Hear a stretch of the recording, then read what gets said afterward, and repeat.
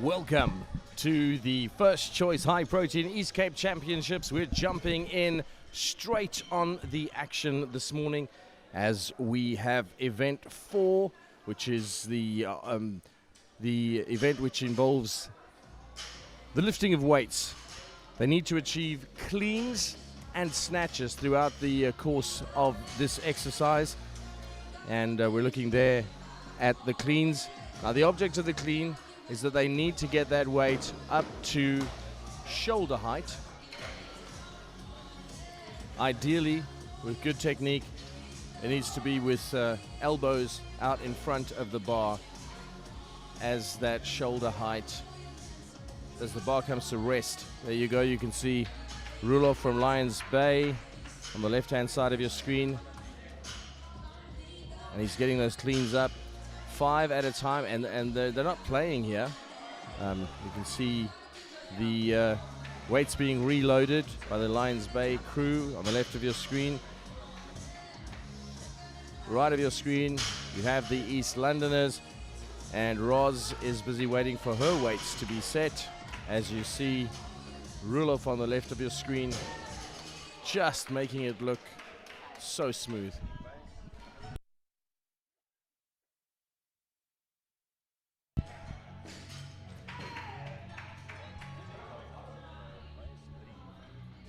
Each athlete gets measured on the time within which they can complete 5 cleans. For the gents, it goes from 60 kilos with 5 to 80 kilos with 4 to 100 kilos with 3 to 110 with 2. So these 20 kilos increments, that's what's being loaded as you can see them doing it. And as with most things in CrossFit, it's a team effort. You can see Andrew in the front of your screen here, loading for Nick. And Nick, these guys are from Algoa CrossFit, where this event is being hosted in Nelson Mandela Bay. Nick getting ready on the right-hand side of your screen, and Rulof just ripping through it. So he's already finished 4 sets of cleans, and he is now into the snatches. Now the snatches, there is a relative amount of freedom they have with how they begin it. However, they have to end in that locked out position. You can see Roz getting right to the top, locked out overhead with the weight, and there some feedback from the judges, and she goes again. There we go. What you don't want as an athlete is you don't want any of your reps to be invalid, so you're definitely listening very closely to the judges.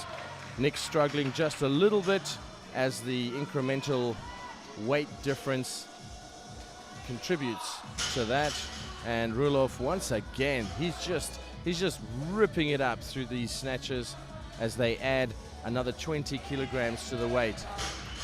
And there we go, lots of cheers for Nick from Humble Pie, Algoa CrossFit, right here where the event is hosted. And you can see the teammates reloading on the right of your screen there as Roz proceeds with the snatches. Well done to Roz there from East London. East London team very supportive there behind, you can see. And then Nick will be stepping up for Humble Pie. And there goes Rulof again on the left of your screen. We saw it yesterday. Look at that, almost synchronized in terms of that snatch between East London, Barking Strong, their team name, based on the initials of the team members, VARK. And then we have the Humble Pie guys on the right of your screen there, reloading for Nick, as Roz just struggles with that snatch. This could be her. For the ladies, it goes up in 10 kilogram increments. For the gents, it goes up in 20 kilogram increments. And Roz just struggling to get that snatch overhead. It's part of what CrossFit is all about. It's about your resilience, also your strategy in terms of when you rest your muscles and when you push them. And of course, technique, huge thing. We're counting down the seconds. There is a time limit. It's a 5-minute time cap on each athlete. And of course, the combination of times, if you don't finish within your 5 minutes gets added to your team total. If, however, you do finish within the 5 minutes, the team with the combined lowest time has the edge on the other teams. It's the first choice high protein East Cape Championships. You can see in the pink shirt, Claude's getting ready to take on this series. 5 cleans, followed by 4, then by 3, then by 2, with incremental 10 kilogram additions of weight, and then 5 snatches, 4 snatches, and 3 snatches. And this is a relatively serious ascent in weight from 40 kilograms to 50 to 60. For the ladies, that 10 kilogram increment. For the gents, from 60 to 80 to 100, that's the snatches.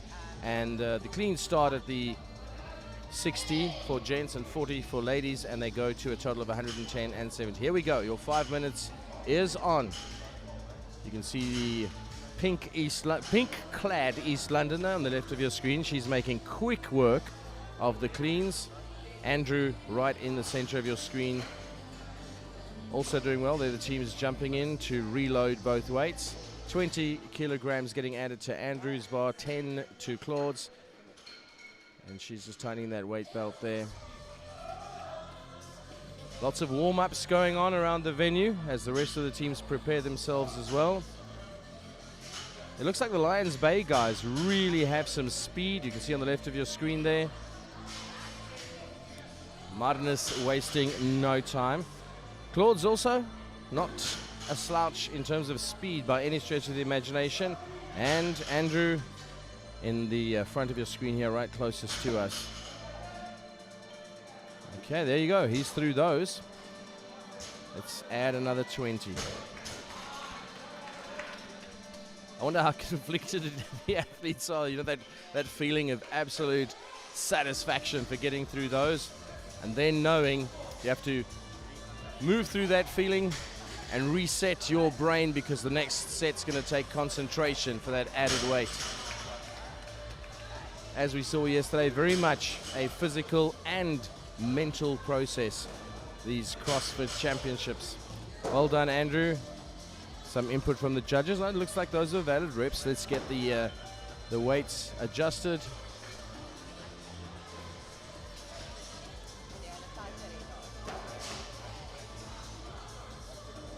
All right. Remember, 5 minutes is the total time within which you can complete your set. And Andrew takes on the next. On the right of your screen, left of your screen, Martinus from Lions Bay just ripping through those snatches, ripping through them. Yesterday we saw that the more technical exercises with speed and agility tend to favor the smaller athletes, or perhaps those with a slighter frame. But this kind of weightlifting based on technique and strength, less on speed, although let me tell you, it certainly helps in terms of your time differential. These ones benefit the stronger or larger framed people, but Claudel in the pink, she's certainly not a slouch in terms of time. There she goes. These Londoners in the middle certainly going to benefit from her speed. On the right hand side, Humble Pie from Algoa CrossFit. You can see Andrew getting through those snatches. And that rest time during which they are resetting the weights and adding the additional, it's necessary, but it's certainly not long. So these athletes have to get their minds and bodies back in the game quick time.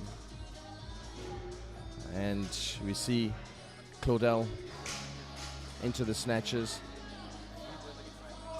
Good rhythm she seems to have there. And the judge reckons those are valid reps. Well done. 30 seconds remaining as we see Vuyo and Lance resetting for the next snatches by Claudel. In the pink, you can see Andrew in the background there from Humble Pie, the team name, and he's also doing those snatches. Seconds are counting down. Can they do it? Well done, Claudel. You can see the focus and concentration on her face. Can she add one more before the buzzer goes? She sets, and she's up, locked on top. Well done, Claudel. Still within the range, and they're not giving up. They're not giving up. They are setting as quickly as they can for the next round.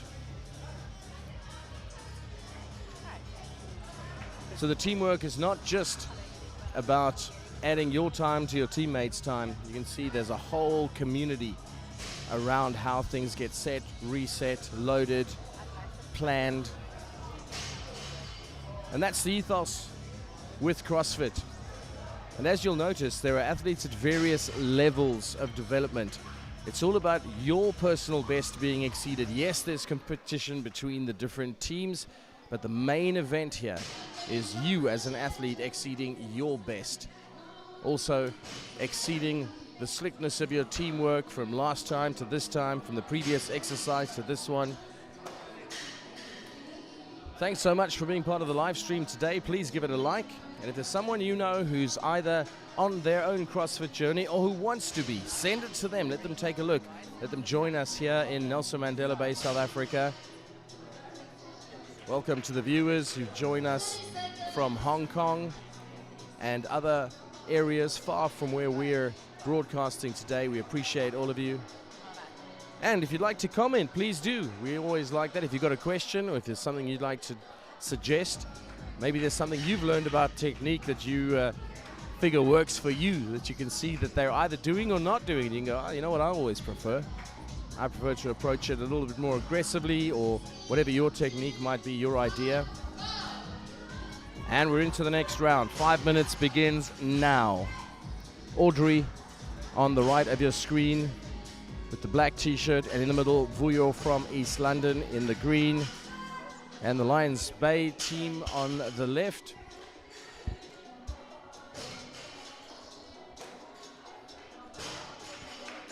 Resetting. Well, everyone's resetting. Bit of frantic energy. Remember, it's a time limit that they're up against. Let's take a look at how Vuyo goes in the next element. So he's done his 5. And Roz clearing behind Vuyo there. Audrey making quick work of those cleans. Excellent timing and pacing from her.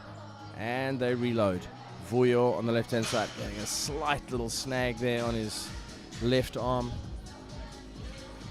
Adding the 10 kilogram increment for Audrey, the Humble Pie team. They're from Algoa Bay CrossFit.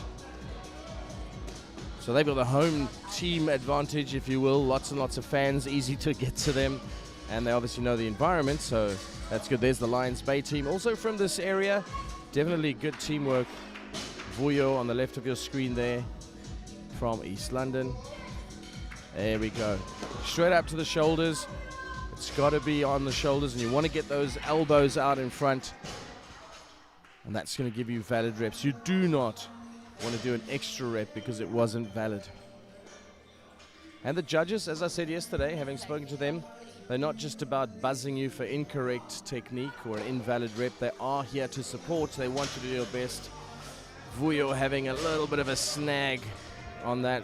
Now remember, these athletes have not just arrived fresh. They've arrived after 2 days. This is day 3 of the first choice high protein East Cape Championships. So there's the combined effect. Saskia making it look smooth and quick. I've got to say, it's a very, very slick team dynamic in the Lions Bay team. And the East Londoners on the right of your screen also making quick work of the rotation of weights. Saskia on the left of your screen, ready to lift for Lions Bay. Up she goes. Second snatch. Third, good rhythm. Vuyo getting up above his head. You got to lock it out. Excellent. Sure, little bit of a snag on the balance there. Yeah, the enthusiasm sometimes exceeds the balance, but he's getting it done. The idea is you got to get it done. It doesn't have to be pretty. It just has to be correct. It has to be valid. Where are you in your CrossFit journey? Let us know. Drop a comment. That's what it's all about. It's about the journey. So no matter what level you're at, have a look throughout the day at the East Cape Champs and see what's possible for you. Whichever level you're at, you'll see athletes that are at your level and perhaps beyond. You can see where you're at and what's possible for you. And if you haven't started yet, all of these people started, some of them just to rehabilitate injuries, some of them just from basic fitness, even ground zero, and developing to their current levels of skill and strength. It's possible for you too. That's what CrossFit's all about. We see the East London team reloading.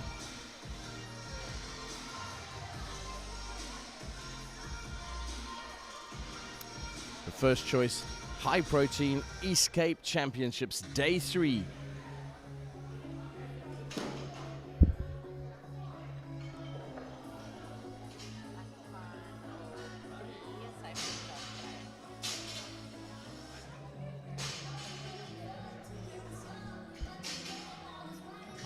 The final weights being added by the East Londoners. All right, Lance is going to be up next. You see the level of focus on his face as he sets himself. Remember, it's cleans that go in decreasing amounts of reps. So you've got 5, 4, 3, and then 2, but the weights get added in 20 kilogram increments, 60, 80, 100, and then 110 for those final 2. Oh no, the time hadn't started. Lance fired off one of his reps before the time started.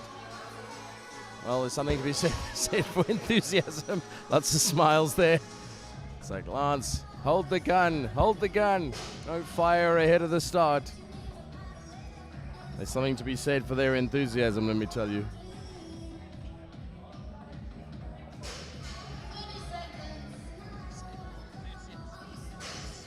So please feel free to add a comment, share the chat, or at least share the live stream with someone who's on their CrossFit journey or who wants to be. And if you've just joined, welcome to Nelson Mandela Bay, South Africa, Algoa Bay CrossFit hosting the first choice high protein East Cape Championships as we count down to the start. Okay, Lance, go now. He's more than ready.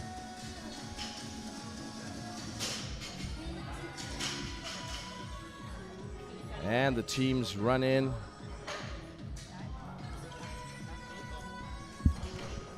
Speed and pace to try and make sure they can see if they get under that 5 minutes. Those combined times add up to see which team is taking the edge over the others. The least time total is the winner for this round.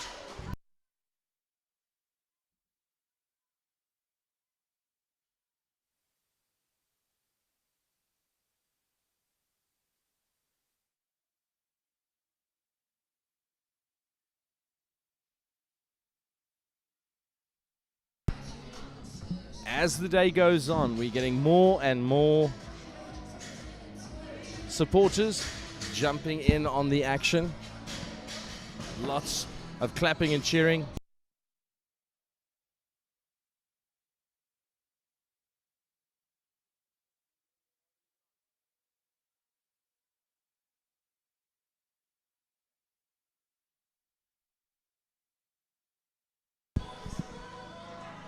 You can see Ashley on the left. There we go, back to Lance.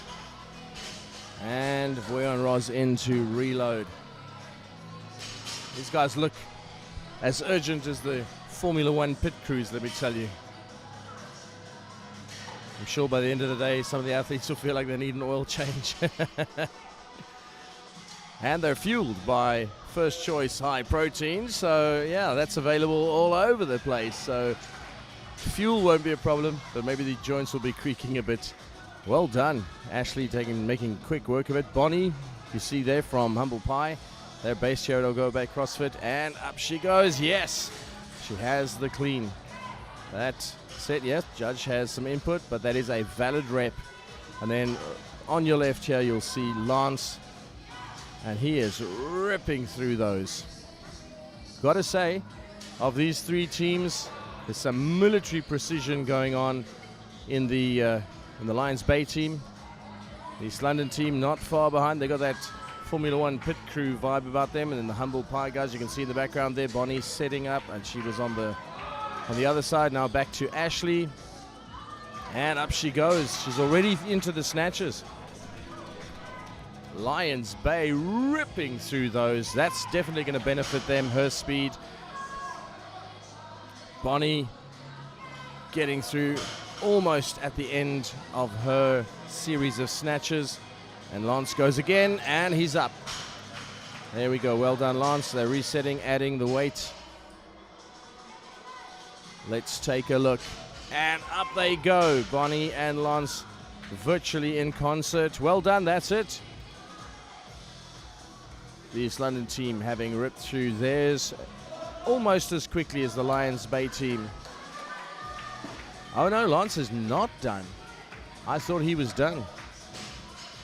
Bonnie right in front, or at least she's, there we go, right at the closing section, those snatches. And she's up again, locking it out on top.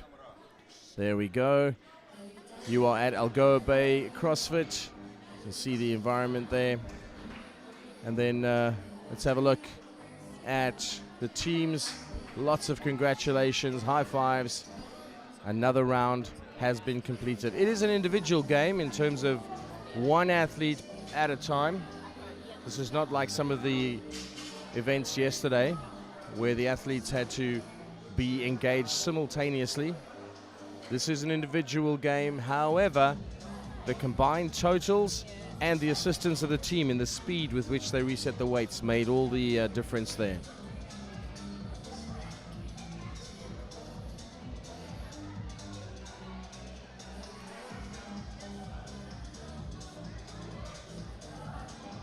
Even after 2 days of competition, competitors in the First Choice High Protein East Cape Championships still a sense of urgency as they clear the floor, reset everything. Now it's time for some additional teams. Another team from Algoa CrossFit. You can see them assembling on the left there. These are now the higher level athletes in terms of experience, perhaps.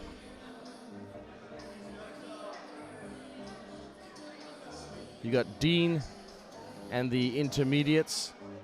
They're gathering on the left-hand side there, where you can see Garrick in the blue shirt.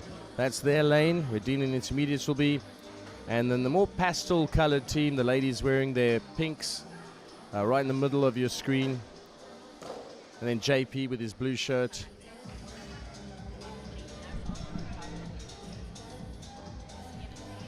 That's the Coco Loco team. They're the RX team competing right now.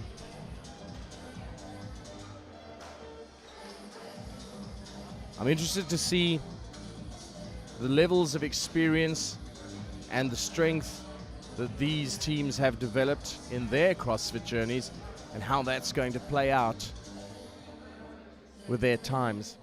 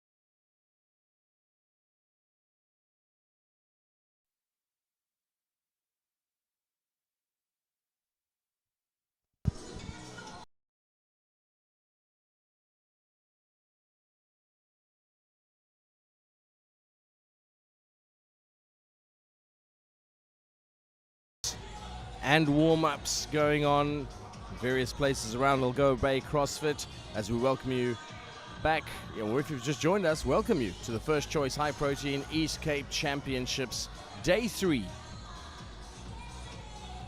Now what you're about to see is another round. We saw the teams who were just competing, and now we're up to a higher level of experience and expertise in the RX team. That's Coco, Loco, and then Dean and the intermediates as they get ready to go.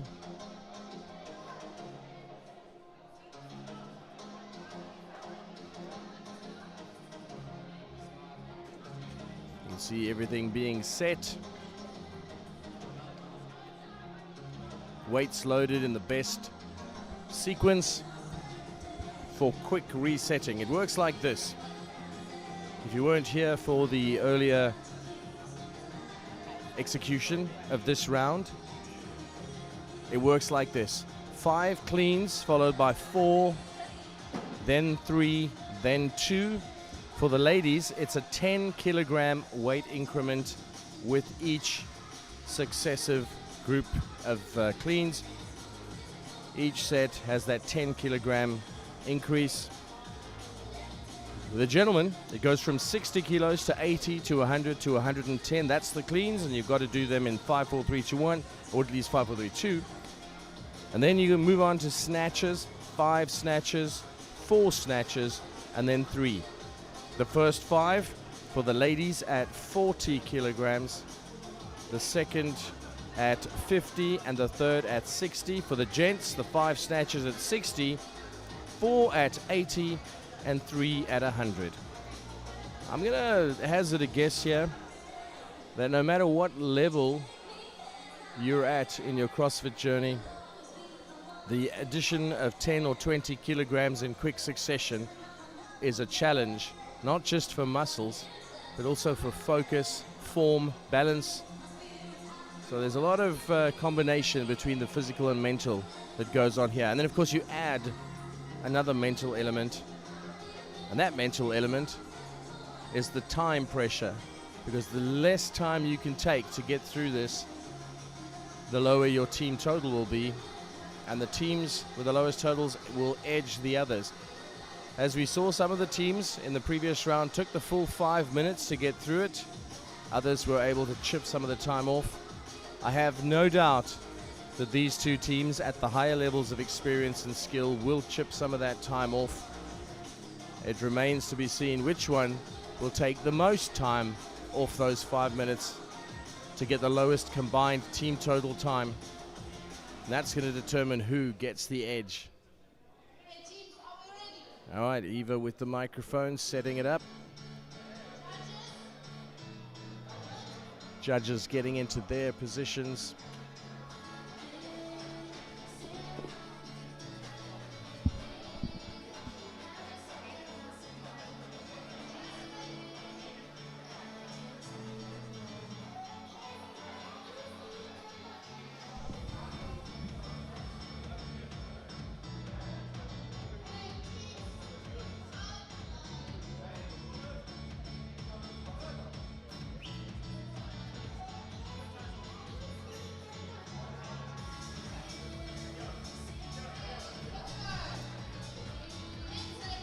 Ten seconds to the start of this round, featuring Dean and the intermediates on the left, and then you've got the RX team, the Coco Loco team, on the right. It's being loaded. Looks like Jess is the first, and she is making quick work of those first 5 cleans. Setting with a more considered approach, less speed, but very good in terms of technique and form. On the other side is Enrica, and she gets through her 5. Team comes to reload. Jess is already set up on the left, and she is into the next set of cleans. Getting it right up to the shoulders. Elbows out in front of the bar. She looks a bit task focused. She's ready to get through this as quickly as possible. So she's through the 5 and the 4. She's up now to the 3rd weight addition. As we see Enrique, she's setting, focusing, and up she goes. Good work from Enrique from Coco Loco. She drops it down and up again. Jess on the left into the next one, also drops it. Okay. Enrique taking another clean up to the shoulders. Jess using a full body kind of, speed clean right up.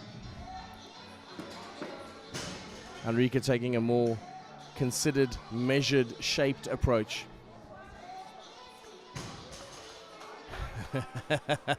Jess is pulling that bar right up to the shoulders as if she's mad at it. She's like, "You're coming up right now."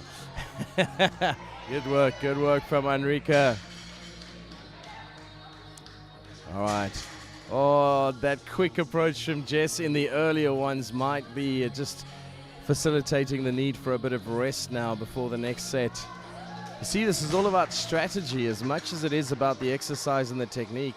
There is a strategy. Your mental approach can be extremely assertive, but when your body is building up the effects of what you've done up to now. All right, here we go. Lots and lots of cheers, and she's up. Good work. All right, that little bit of a reset seems to have worked for Jess. Well done. Lions Bay guys cheering her on.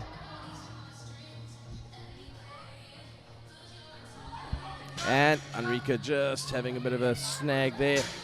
Jess also snagging slightly. But still smiles, So I think the temptation here is to get through those first few sets, the 5 cleans, 4 cleans, get through them as quick as you can, and you get to the 3, and then you get to the 2 with the heaviest of the weights. Oh, it was so close, so close. I heard from one of the athletes in the previous round that this is a particularly interesting mental exercise because when you've you've just done 5 cleans or 4 cleans and your team rushes around you, he said, it feels very supportive. And then you realize they're not here to help you, they're here to add extra weight for you. So I was like, do these people love me or not?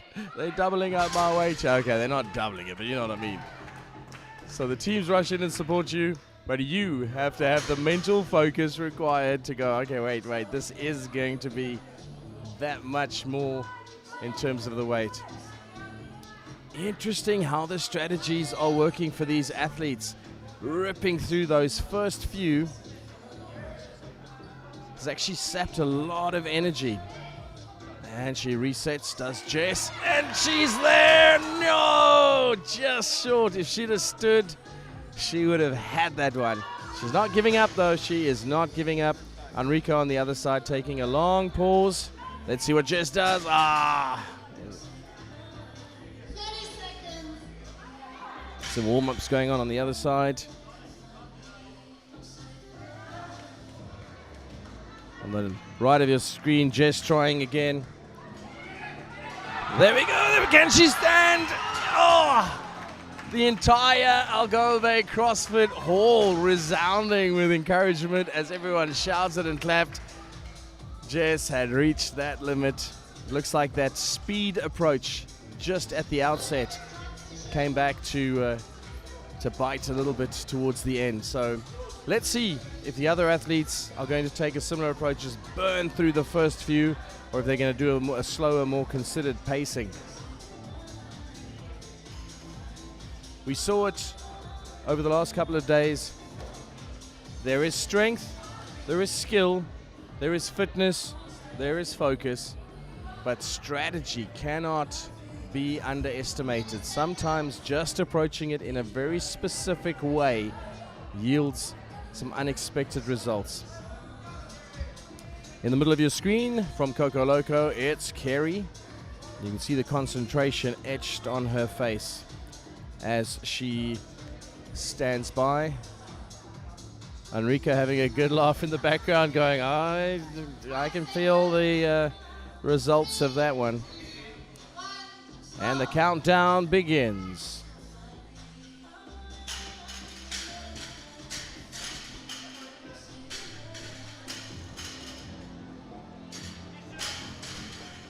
Tash taking a measured approach, and on the right hand side they're reloading for Kerry.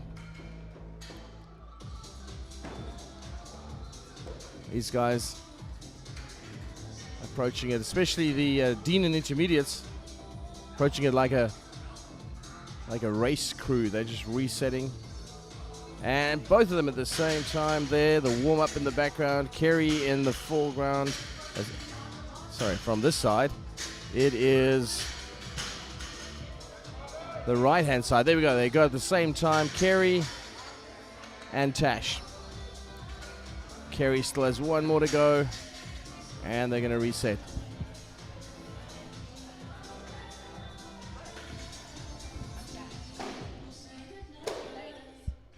All right, and there they reset.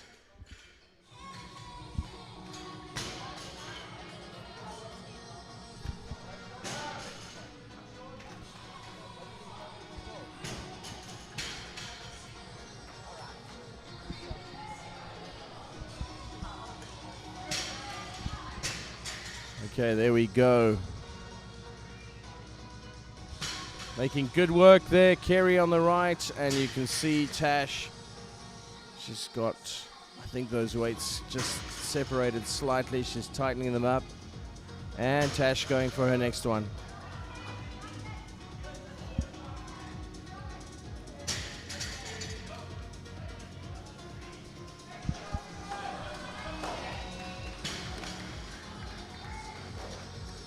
It looks like there's the third team that is involved as well. Not on the level of the RXers, but they're also going through this workout at the same time, so you can see them on the left hand side. You'll see the there we go, that's Sean from Algoa CrossFit, and Dion behind him there with Jamie in the background as they're setting up theirs. Well, they seem to be doing well for time. I was so focused on the two other teams, didn't notice them sneaking in with a really good time. And up she goes. Kerry really getting that snatch locked in right on top. Beginning reset as we watch Tash in the middle of your screen. And a little bit of a snag there. And she comes back. I wonder if that's too quick. She's going to take a moment. And Kerry goes up. Look at that. You're free to take your approach to raising it right off the ground. There are a couple of ways you could do it. There we go. Kerry all the way up. You can squat snatch it, or you can just snatch it right up. Kerry seems to be favoring the squat snatch approach there. And up she goes. That's how it's done. Some good technique. Oh, and Tash in the background on the right there struggling. There we go, and up she goes. Good work from Kerry, the Coco Loco RX team, and Tash going again, but it just seems to catch her kind of halfway up, which could be the residual effects of the earlier sets. Maybe even just the pacing of them. It's not that she can't do this. I'm sure she's done it before, but it's all about that residual combination effect. Where are your muscles at right now? Not in general. Right now in this moment as Kerry sets. And in the background, Sean. Oh, Kerry having the same snag halfway up. And Sean's got that snatch. Good work to Sean. Excellent work. Shaking it out. And you see the difference in their approach, some people. So there she goes again. Oh, just halfway up. Both of them having the same snag on that upward motion. Tash Oh, there we go. Kerry also almost getting it. You see the difference even with that, with that pulling motion on the general snatch there. Oh, she can't, Kerry can't, at least Tash not getting it there. So you could, just in that smooth motion of the snatch right to the top, or that sort of squat snatch motion, both of them struggling towards the end. It's not that one technique is superior to the other, but it did seem that the squat snatch approach worked very well for Kerry. So well done to the teams.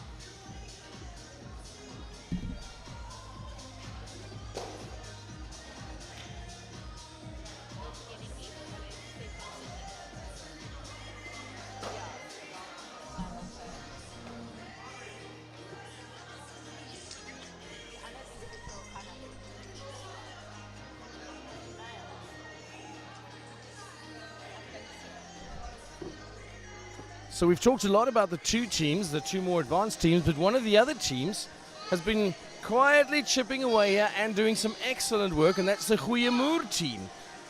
And their latest athlete is joining in as well. So let's have a look. Marco on your left from 0 to shoulder position, making quick work of it. And then on the left of your screen now, Gqerbeha, former pole vaulting Olympian. You'll remember his name from the Olympic Games. Definitely an experienced athlete. However, today it's all about the CrossFit, it's all about the technique and weights. We can see these guys are making quick work, but Marco seems to be almost like, let's just swat these out the way and get to the heavy ones. I know that's not what he's doing, but it makes it look like he's doing that. There goes Gqerbeha. Up he goes. Well done. He's got it. And reset. Up again. There you go. So, like I said before, in case you've just joined, welcome. It's the First Choice High Protein East Cape Championships. When they are doing that clean, how they choose to get the weight lifted towards the shoulders, especially when the snatches go on, there's different approaches, but how you lift it, that is a matter of your choice. But what you've got to do is make sure that you, there we go, and Marco gets it. You get it up to that shoulder level, it's locked, it's valid, and judges will check. And well done to JP. JP getting it all the way to his shoulders. There you go. Those elbows nice in front, and there Gqerbeha getting through his next rep. See, this is one of those approaches where you stop, you reset, and off you go. Some athletes don't take that break in the middle. Well done. The elbows nice and out in front for Gqerbeha. And then Marco just tightening up those weights. When they start moving around, it becomes an issue. And Gqerbeha goes up again. Marco, up he goes. Up he goes. Just not getting to shoulder level. And even if he did get to shoulder level, he still had to stand. And up goes JP. Good work. And those are no joke. Those weights, serious. Marco on your right. And now he's in the right-hand side of the screen. Then you've got the ladies come and reset the weights for JP from the Coco Loco RX team. And Jess and Dean for Dean and Intermediates resetting for Marco. And we've got Gqerbeha ready with his next one. Up he goes, still going to stand, yes, and he's got it. And the snatches begin for Dean and Intermediates. Marco in the middle of your screen there, taking it all the way up, yes. And JP also doing great work. Gqerbeha setting, raising, and he's up, yes. Lots of cheers and claps of encouragement from all around. And then we've got the next series of exercises, those snatches, the 5, 4s, and 3s that are happening in the other two teams. The RX Coco Loco team in the blue, closest to your screen right now. Setting up for JP as he sets. And snatch right up to the top, locked out. Looks like that was a valid rep. Excellent work. Good. And then Gqerbeha right up. Great stuff. And then on the right, and Gqerbeha goes again on the left. In the middle. Oh, he just would have stood. Marco would have been fine. Excellent reps from Orchid and JP on the right in the blue shirt. All right, these get a little bit of team encouragement there on the Orchid's team called Gqerbeha. Sean and Dean resetting for him there. And on the right-hand side, Marco has gone the left. Marco's got it. And so's JP on the right. And the ladies rush in to reset. All right, the teamwork that we see during the course of these CrossFit events is really something to behold. And oh, if you could have stood, Marco would have had that one. And up he goes.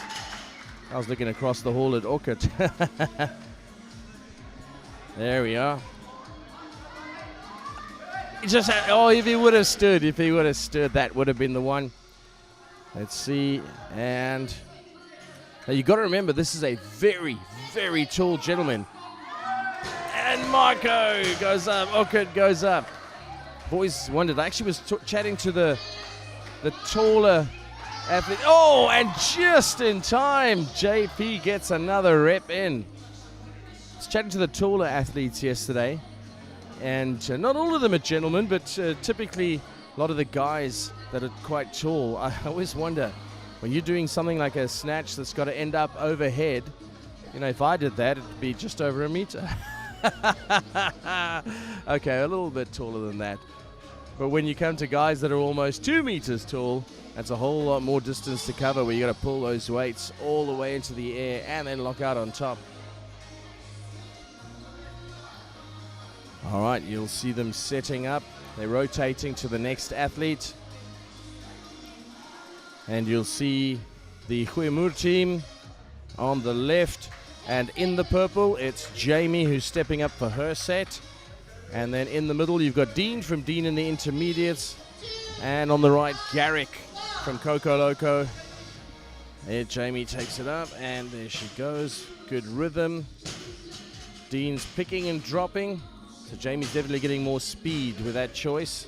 And look at the precision in the loading. And Garrick also picking and dropping there. All right, the reset happening. Lots of smooth teamwork as they reload.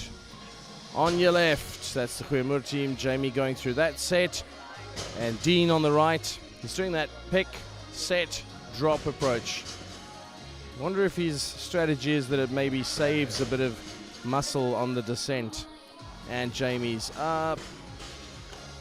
And she's got a rhythm going. That rhythmic approach seems to be working for her. I'm not sure if Dean's approach with the pick and drop is working as much, because as much as you're saving a little bit of muscle tension, letting it go earlier, you have to wait for it to stop bouncing. And there, she's up again. Jamie's done her two. So she's really going to the snatch territory. They're resetting for the beginning of those. And Dean is up, and there we go. Garrick doing it on the Coco Loco team. And they're taking those off, which means we are into snatch territory there. And up and locked. Up and locked. Up and locked. Jamie approaching with rhythm and with speed. It looks to me like the Gqerbeha team, the GM team, combination Nelson Mandela Bay team, looks like they're going to be getting some good time on this if they can get through it quickly. Once again, great pace, great rhythm from Jamie. And then we've got Garrick from Coco Loco in the blue, who's just finished on that side. And the team resets for, there he goes, on the left of your screen. Now on the right, that's Dean from Dean in the intermediates. Up he goes. The Gqerbeha team, look at that double from Jamie, and Dean's up again. Once again employing that sort of pick and drop, and up he goes. Sort of a half squat snatch, but it's working for him. It looks like Gqerbeha are through it.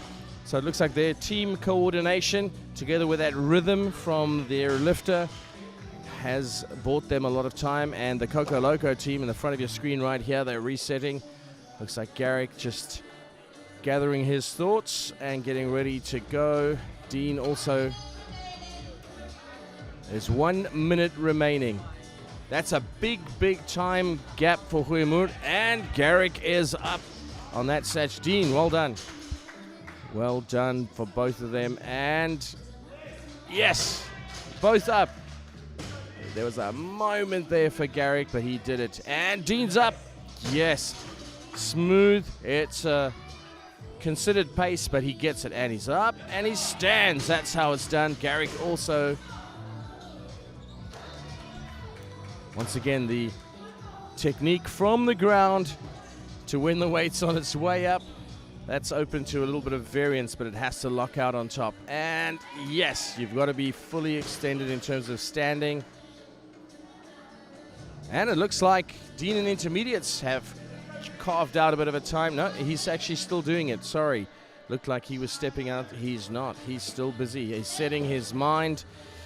See, he's sort of pulling those shoulders. And then let's check. So there we go. Dean setting. Few seconds remaining.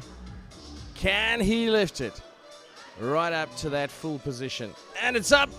And a squat snatch for the win. Dean gets it all the way. And those weights get loose on the edge there again. Garrick about to lift in the blue. Garrick drops that one. Okay, let's look at what Dean does now. Let's look at what Dean does. Here we go. And he is, oh, that was, just couldn't control it right on top there.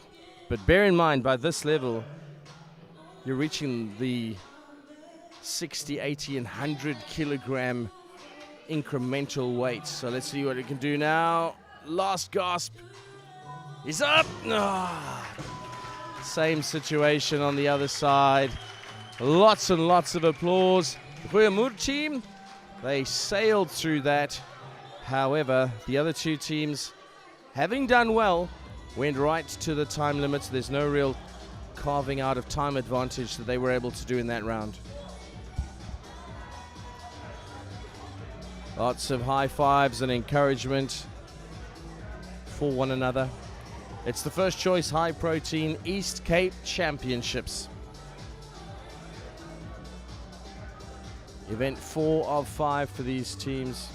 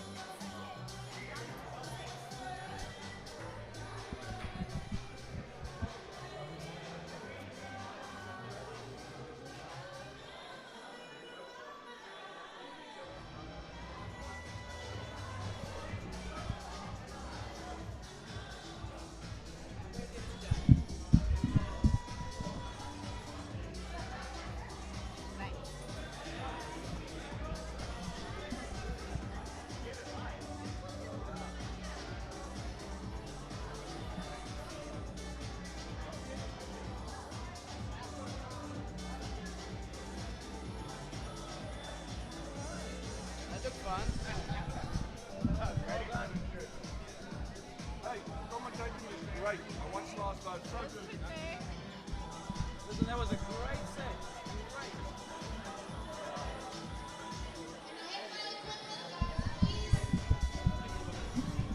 That was quick, man. Life was good.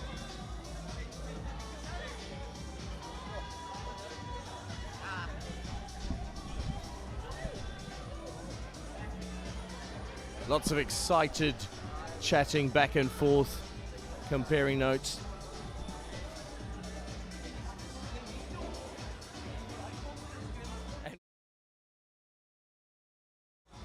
A real staple of the event is recording these amazing moments. You'll find teams like what you see there, the Coco Loco team recording the moment, adding a bit of flair to the photos. And at the same time, you'll find teams randomly just coming together, doing group shots, Part of it is the challenge, looking forward and preparing, and part of it is the celebration when a great event, a great round has been achieved. You feel that sense of achievement, that sense of camaraderie, and you record it. It's got to be Instagrammable, but well deserved. That's a lot of preparation and the achievement of the round that's just been.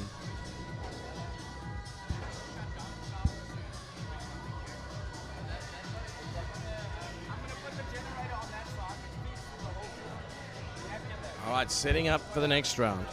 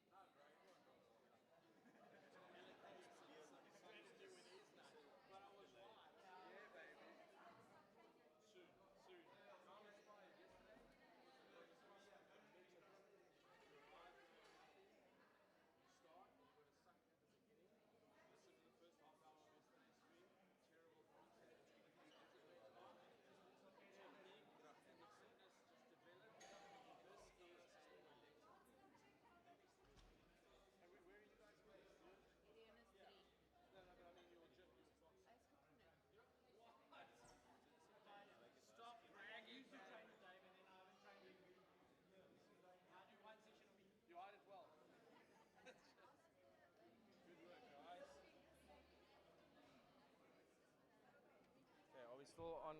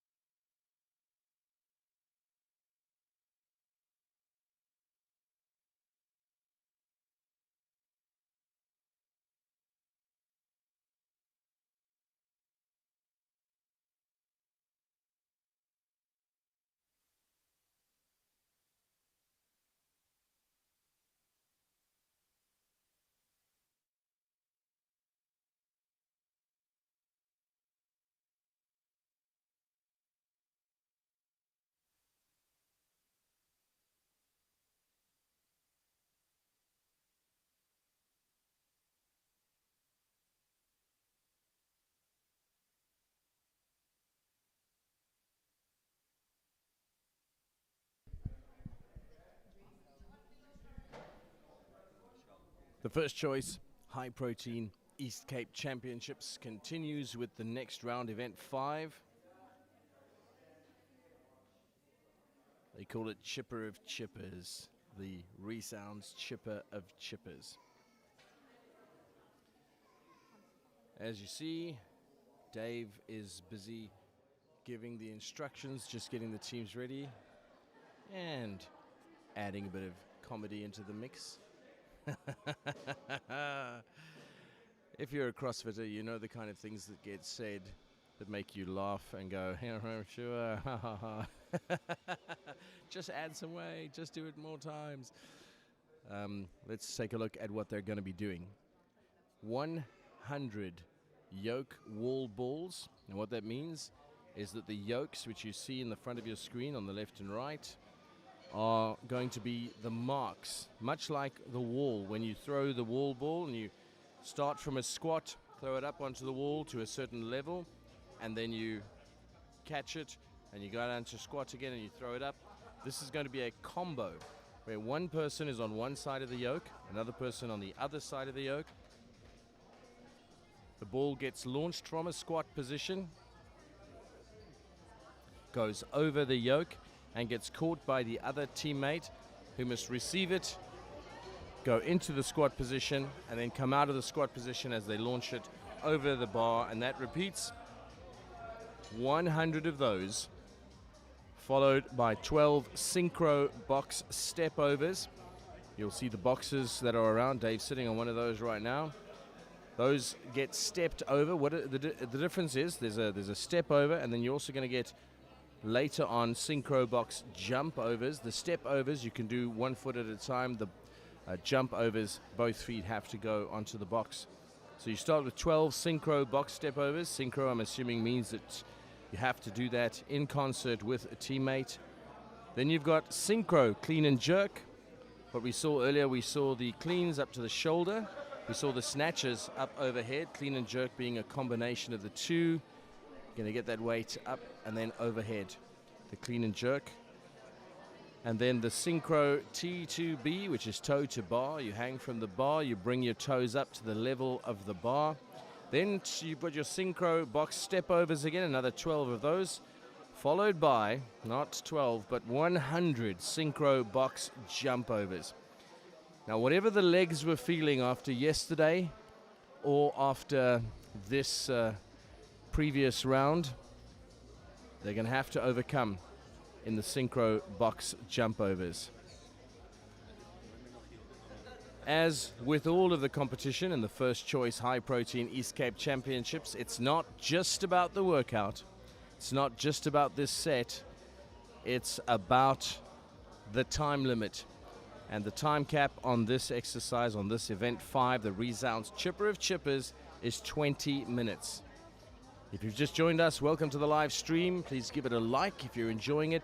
And if there's someone that you know who's on their CrossFit journey or wants to get on a CrossFit journey, send it to them. They can join us here at Algoa Bay CrossFit and they can see what it's all about. Who knows? Maybe you're on the screen. The next time we do this, it's you and your team that are standing there getting the briefing. Love to see that. And you can work your way towards that. We're about to get started. 20-minute time cap.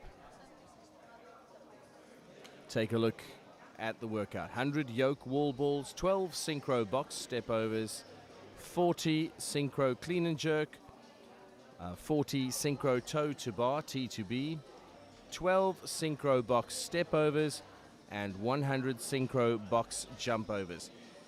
There'll be some heart rates that are up at the end of this, let me tell you. Not to mention some muscles that are going to be letting you know you've used them, that's for sure.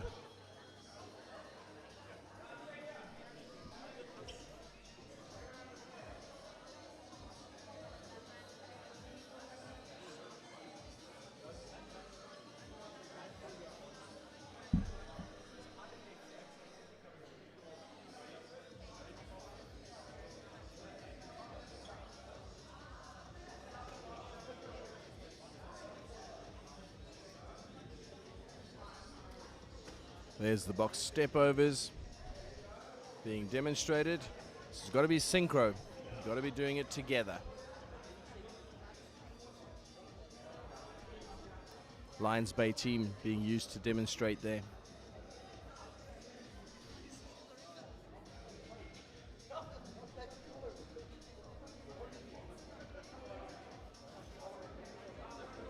So from the technique of the weights, we now head into a combination of that and functional movement.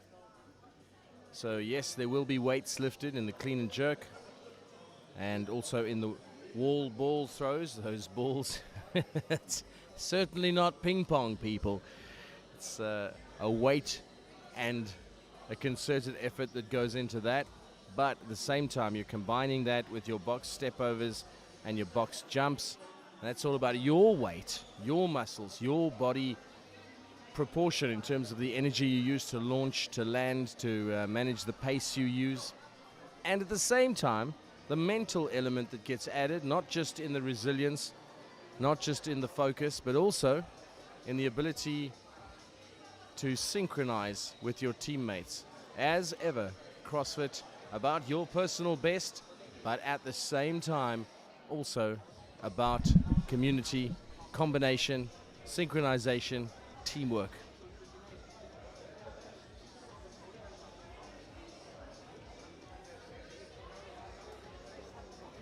Another thing we have discussed over the course of the First Choice High Protein East Cape Championships is that beyond fitness and strength, muscle tone, etc., enthusiasm, beyond all of that, you've got to have some strategy.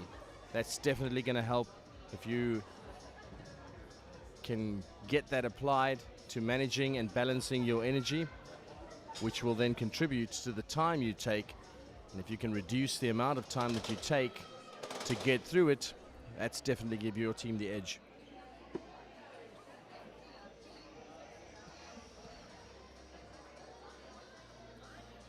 Lots of support, lots of friends and family. Other teams also rallying around the teams that are on the floor at the moment of any given challenge or event.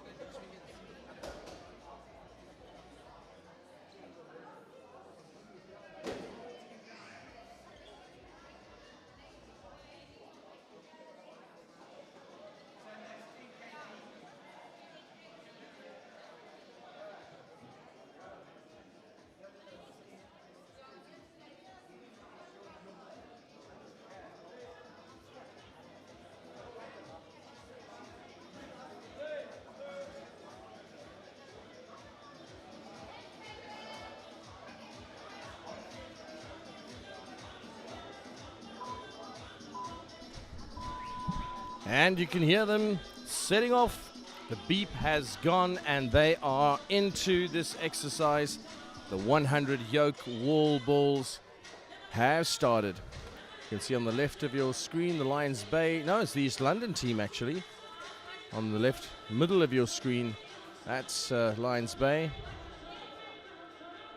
And then on the right, Algoa CrossFit home resident team, one of the resident teams from here, and that's Humble Pie. The energy gets increased as the music supports the athletes. As you can see, the wall ball throws are not just about the balls, they are also about the squats.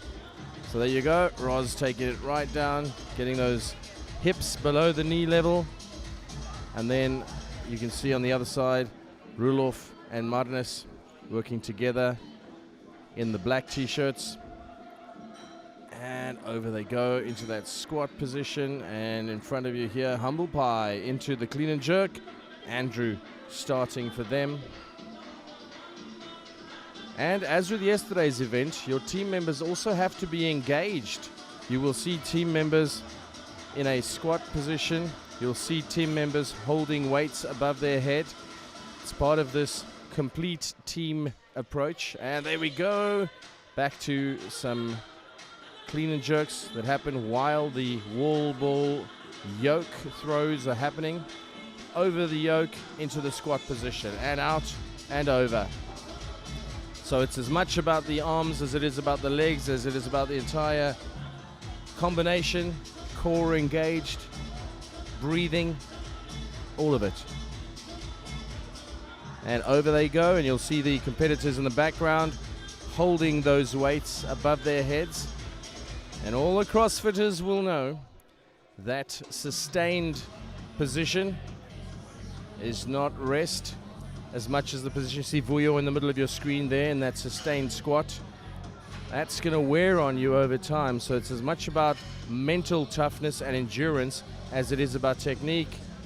And there Lance from East London goes down into that squat position in the middle of your screen. And then you can see Rulof on the right. Or there you'll see Rulof in the middle of your screen on the right. As you see Bonnie, in the middle of your screen, that she was holding the weight up. And back to Lance. He's feeling it. That is not a restful position. Some athletes, by the way, I feel like have the ability to be a bit more comfortable in that position than others. I suppose it's got to do with your flexibility. But I don't think anyone's comfortable in that sustained squat position. Right of your screen, humble pie, you see Niklas catching and sending the ball over. He's sending it over towards Andrew, who's catching it on the right of your screen, back to Nick. And then you'll see Lance, who's just come out of that squat position. On the left of your screen, Lance squat and sends the ball over. So this is a sustained, consistent test of your fitness. Right in the middle of your screen, the Lions Bay team doing those box steps. And just for good measure, there's some dumbbells and some kettlebells involved there. So it's not just your weight, there's some additional weight being added. And on top of all of that, it's synchro, as you'll see on the right of your screen there, the humble pie athletes. Andrew and Audrey stepping over, and now Bonnie together with Nick stepping over, and then you'll see those synchro clean and jerks happening in the other team area, as you'll see them right there in the middle of your screen. That's the Lions Bay team. Martinus and Saskia giving way for Rulof and Ashley. Now, while they are busy with those clean and jerks, there is a hang. Can you see them in the middle of your screen and on the right-hand side? The athletes who have just finished those step overs or those clean and jerks in synchronization are now dead hanging on the bar there. So every aspect of this challenge involves either an active engagement or you are in musculature using focus and sustained effort, even in a single position, whether you're holding a bar above your head, in a squat position, or hanging. All of it contributes to what this costs in terms of energy. So it's akin to a marathon type environment where you are not just doing something. It's not a 100-meter sprint. This is more like the 800 or 3,000, maybe even the 10,000 meter, because it's a 20-minute. I suppose for those of us who are not on the level of some of the elite athletes, it's more like a comrades marathon, this 20 minutes.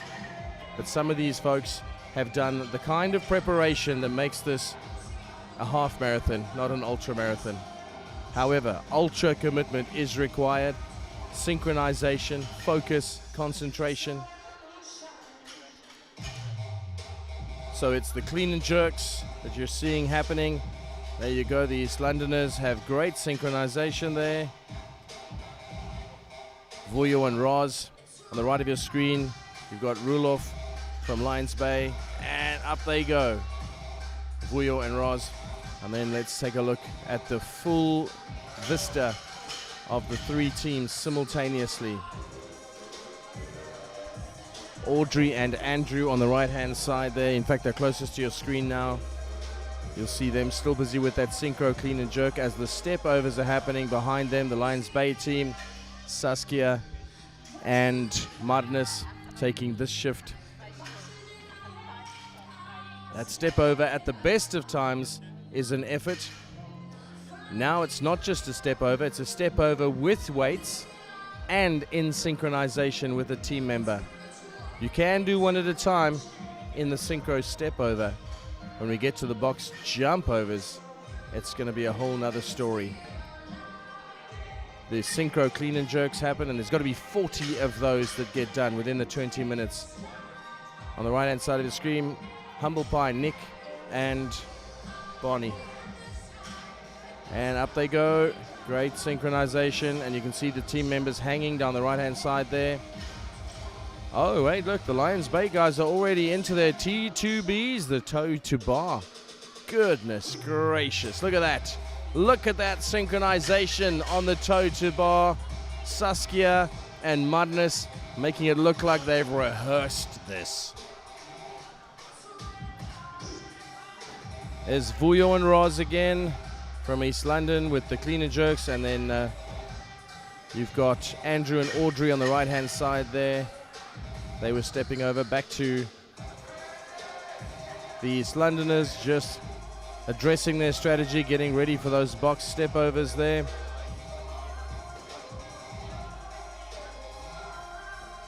And you can see the Lions Bay team in the middle holding that weight under tension over their heads as the other teams reset. And now we've got Rulof and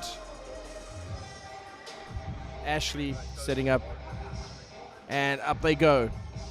Up they go as you see Bonnie and Nick right in front, stepping over the box. Those toe to bars are looking amazing. The Lions Bay guys, this is not their first rodeo, folks. Well done to them. While the other teammates are busy with that synchronized clean and jerk. Nick getting ready at the bar, and you can see there we go, and up the weights go, holding that bar with those weights suspended above your head. You can see the Lions Bay team as the other team members are doing toe to bars. Core, shoulders, lats, grip strength, forearms, everything is involved. There is literally no part of your body that is not engaged. I'm sure they're even going to have stiff nostrils tomorrow morning from the flaring of their nostrils while they breathe. No jokes, this is going to raise your heart rate, let me tell you. And down the weights go as they change places. Up they go. Nick and Audrey with the toe to bar. Magnus and Saskia dropping the weights.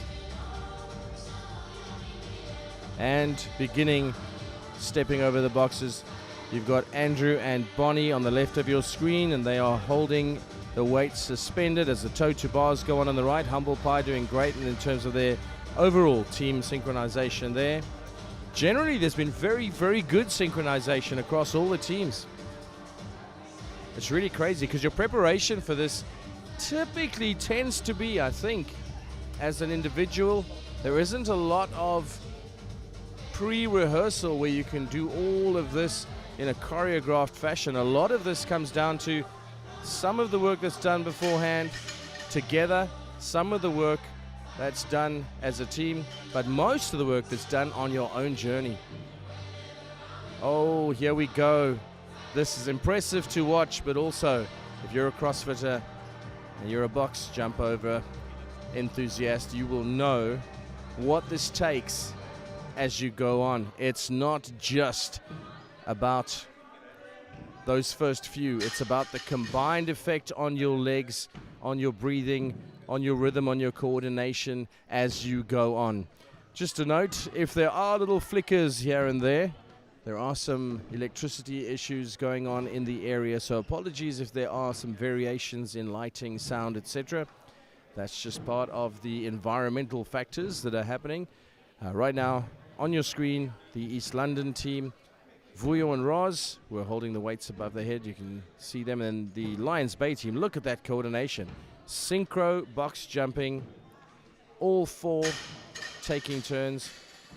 And then you've got Andrew and Audrey on the right of your screen, followed by Nick and Bonnie.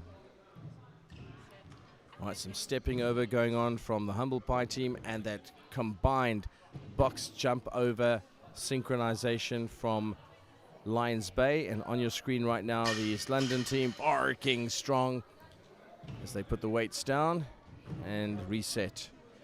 Back to Humble Pie right in the front here. They've got a good pace going, they really do. Speaking of pace, left of your screen, sure you would have seen those Lions Bay guys just tearing through those box jump overs. Strategy discussions happening from the East London team. Back to the Lions Bay team, middle of your screen, look at that. And you can tell it at this point in time, there is a way more will than muscular freshness going on. That is sheer preparation, fitness, and mental toughness that's combining to create the smoothness of the synchro box jump overs from Lions Bay. Excellent stuff. And then the step overs going on here from Humble Pie in the front of your screen or closest to you. You can see the judges observing, making sure every rep is in fact valid. It's about the form, and it's about making sure everything is to the standard. You can't be cheating it. And if you do, you just have to repeat. If you cheat it, you repeat it. So best to keep focused. Do every rep to the required standard. There's those box step overs going on. You'll see that on the top left of your screen from the East Londoners. A little bit of recovery going on with the Lions Bay team as well. It should, because they really just threw everything at it. And check the East London team with that synchronized box jumping. They've taken a slightly slower pace, but there really is a good rhythm to their approach with those box jump overs.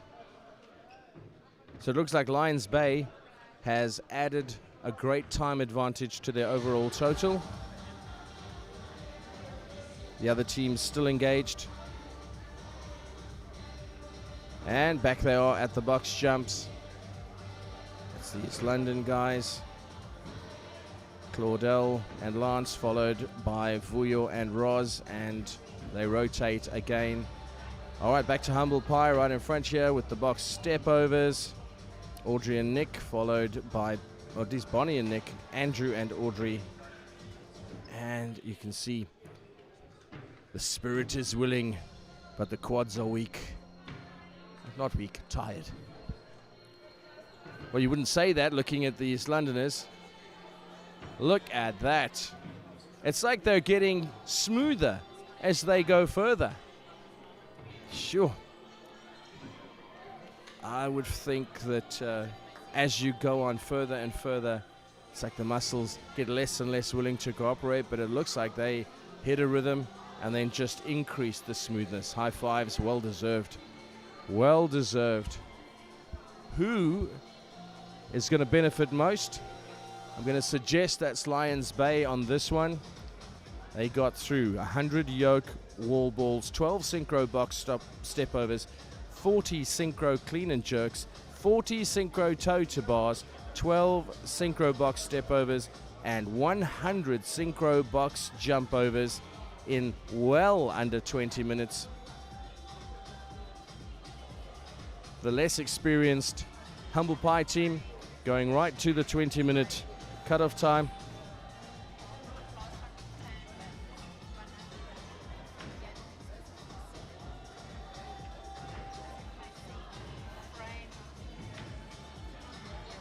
All right, it looks like they're actually still busy here. Not 100% sure if this has something to do with an extension as a result of space or something like that. But the East London team still doing the box jump overs. like I said, they seem to be getting quicker as they go on. How is that even possible? Something I'm going to have to do a bit of research on. If you're listening and watching in and you are a CrossFitter, leave a comment.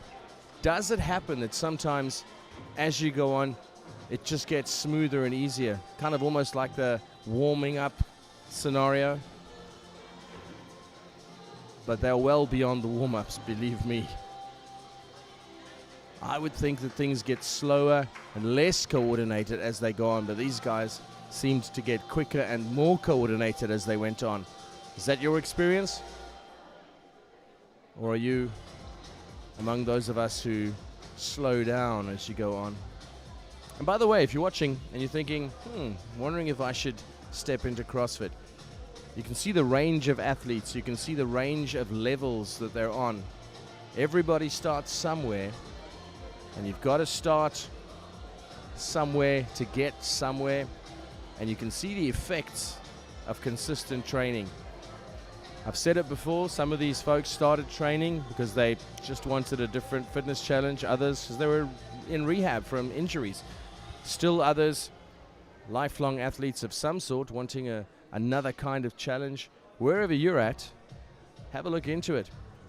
You could be stepping onto the floor at a competition like this, the First Choice High Protein East Cape Championships.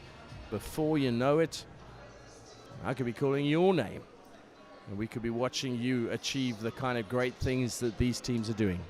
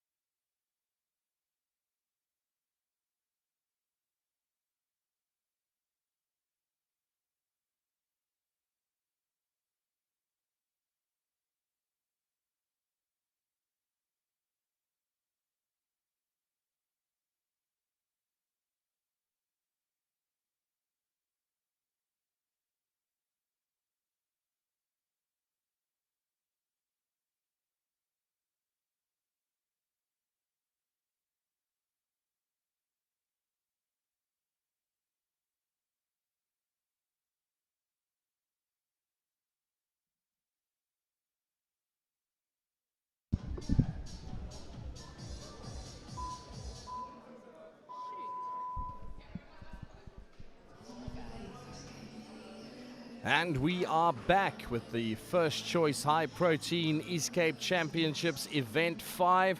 The next 3 teams are heading into the challenge that we just saw.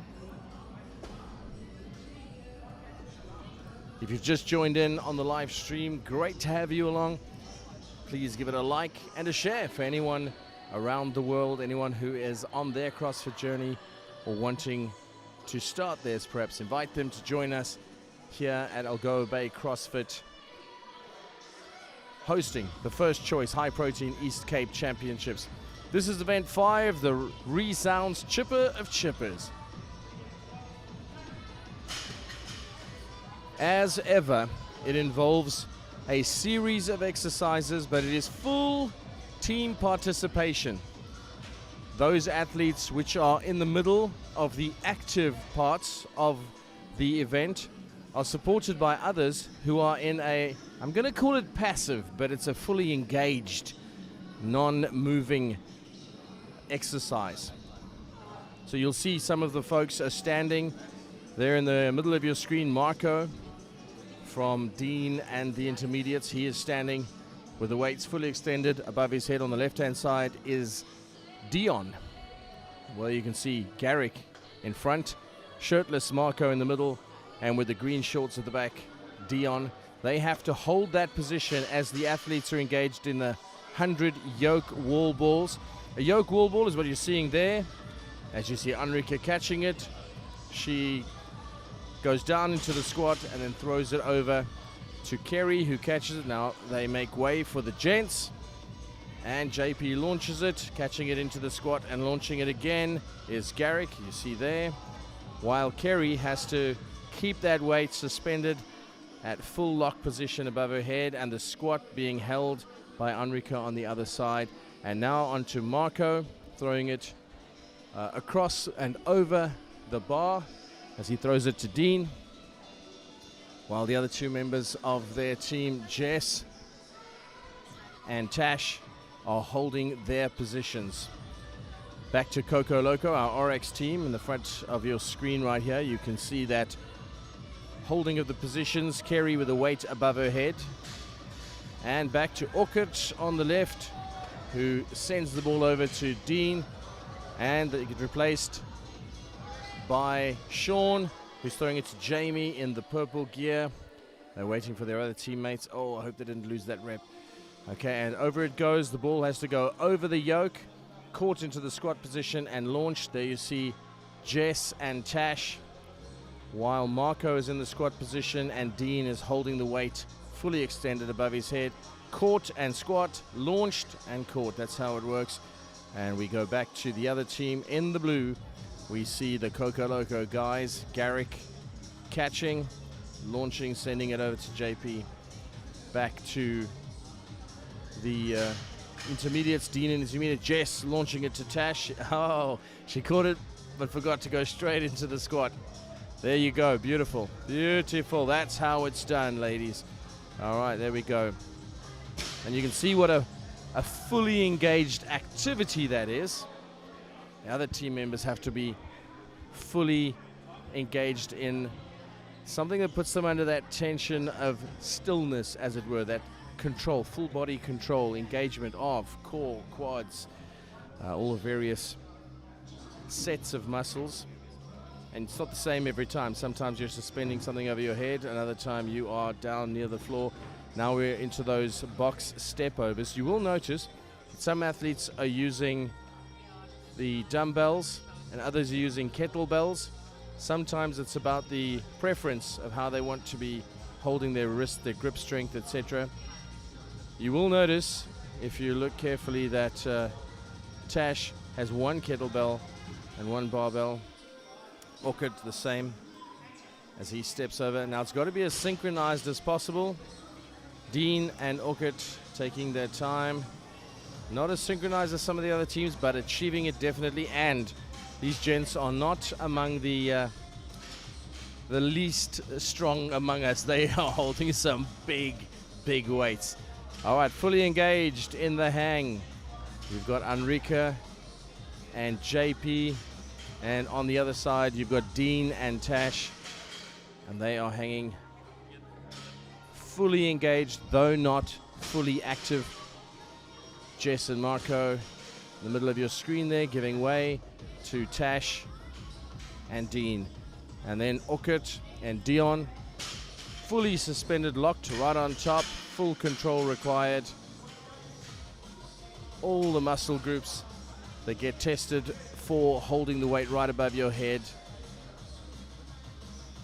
And then just for good measure, at other times you're going to have to squat. All right, now look at that. That's the T2B, the toe to bar. You can see the athletes with toe to bar from the Gqerbeha team. You can tell from their name, they're ready to clap it. All right, and they rotate now as Okert and Dion head for the bar. And the other two, Jamie and Sean, they're lifting and fully extended. Same thing. Well, there you got the clean and jerks. There's got to be 40 of them. Synchro clean and jerks. So while the Gqerbeha team that you're looking at, while they are holding the weights in that locked position and the toe to bees going on, the other teams, there's some hanging going on, the dead hangs from Coco Loco and Dean in the intermediates. While you can see in the background, well, now they're in the middle of your screen there, Okert and Dion with the T2Bs, the toe to bar. 40 of them that have to happen while the teammates have those weights extended above their heads. It's rotating all the time. It's an action-packed chipper of chippers event 5. The time cap is 20 minutes, and they're trying to get as low under that as they can. So you're looking there at Dean as he gets set up to the clean position. Yep. And then we go back to the Gqerbeha team. Synchronized, and up he goes. Different style of weight. Dion takes over from Sean, and Okert on the other side. One barbell, one dumbbell. Ho, knie, ho. All right, there we go. Excellent work. Now it's got to be as synchronized as possible. One member cannot go beyond the other member, so one finishes, has to wait for the other one to finish. The synchronization on those clean and jerks, excellent. And then the dead hang, the other members of that Coco Loco team. And that's the end of that segment for them.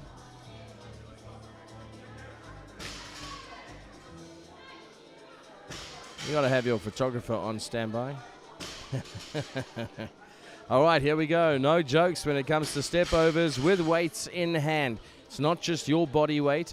It's not just the extension, stretching, and engagement of those leg muscles.